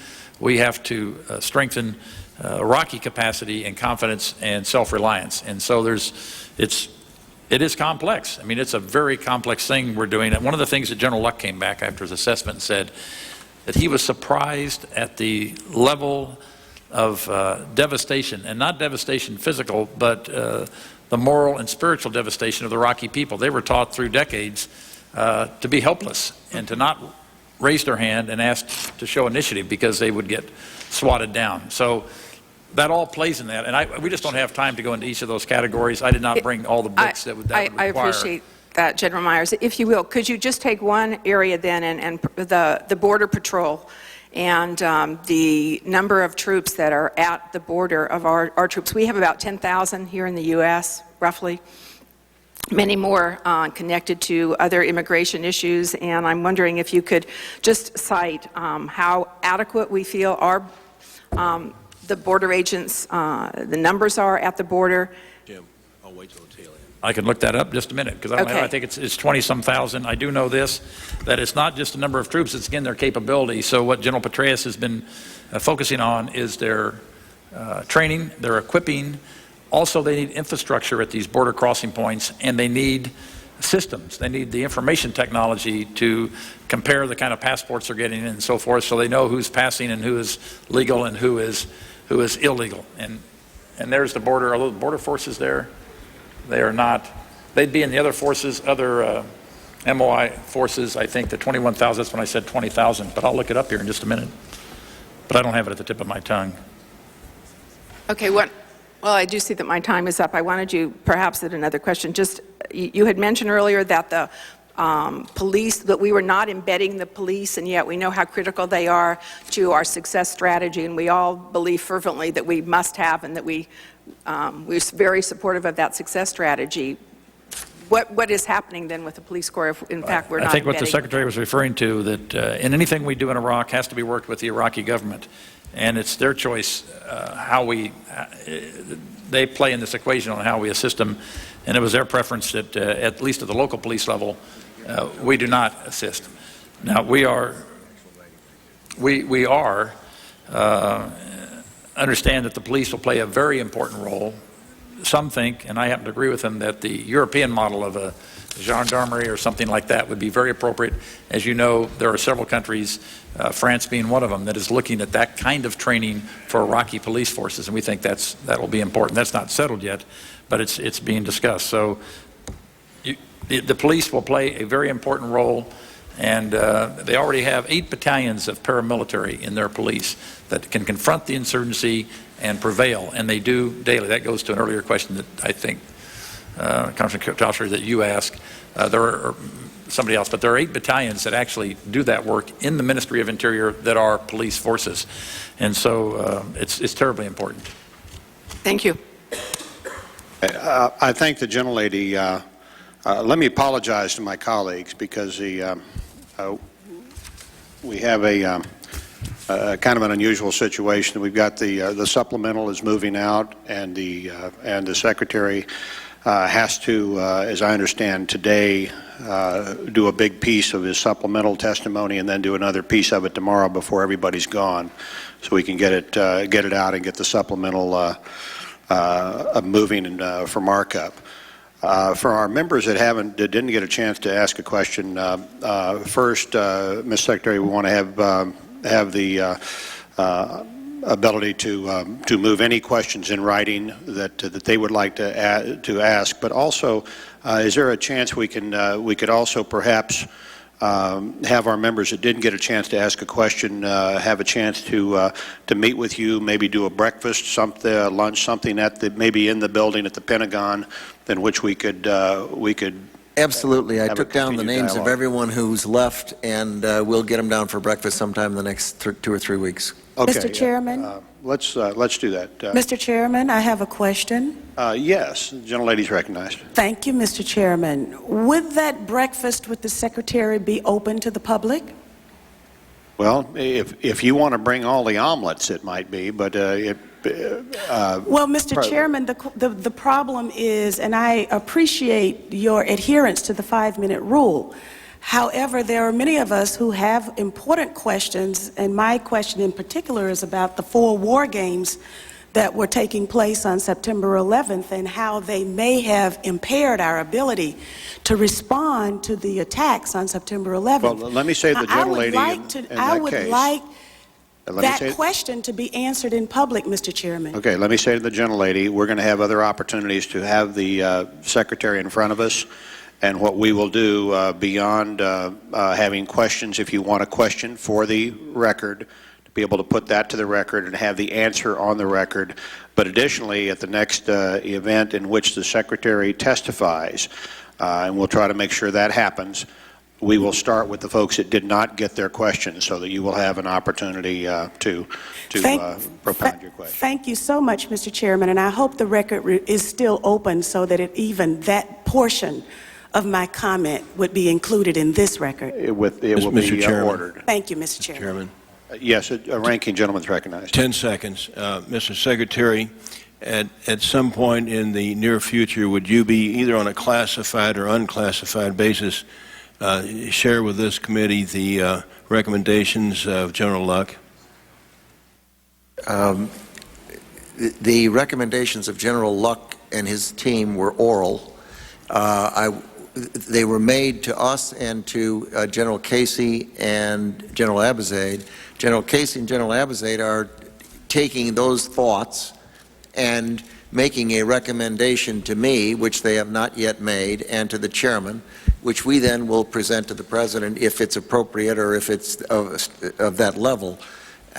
We'd be happy to have you down and talk about the thoughts that General Luck had. That's fine. Thank you very much. Sure. Why don't we make that one of the subjects of our discussion with the Secretary when we go over to the building here. We'll make sure everybody gets a chance to go over. So, Mr. Secretary, I'm sorry this had to be an abbreviated session, but thanks, and we appreciate your service and appreciate the fact you're going to work on the supplemental, and we'll try to get our oar in the water as well on that document. Mr. Chairman? Thank you.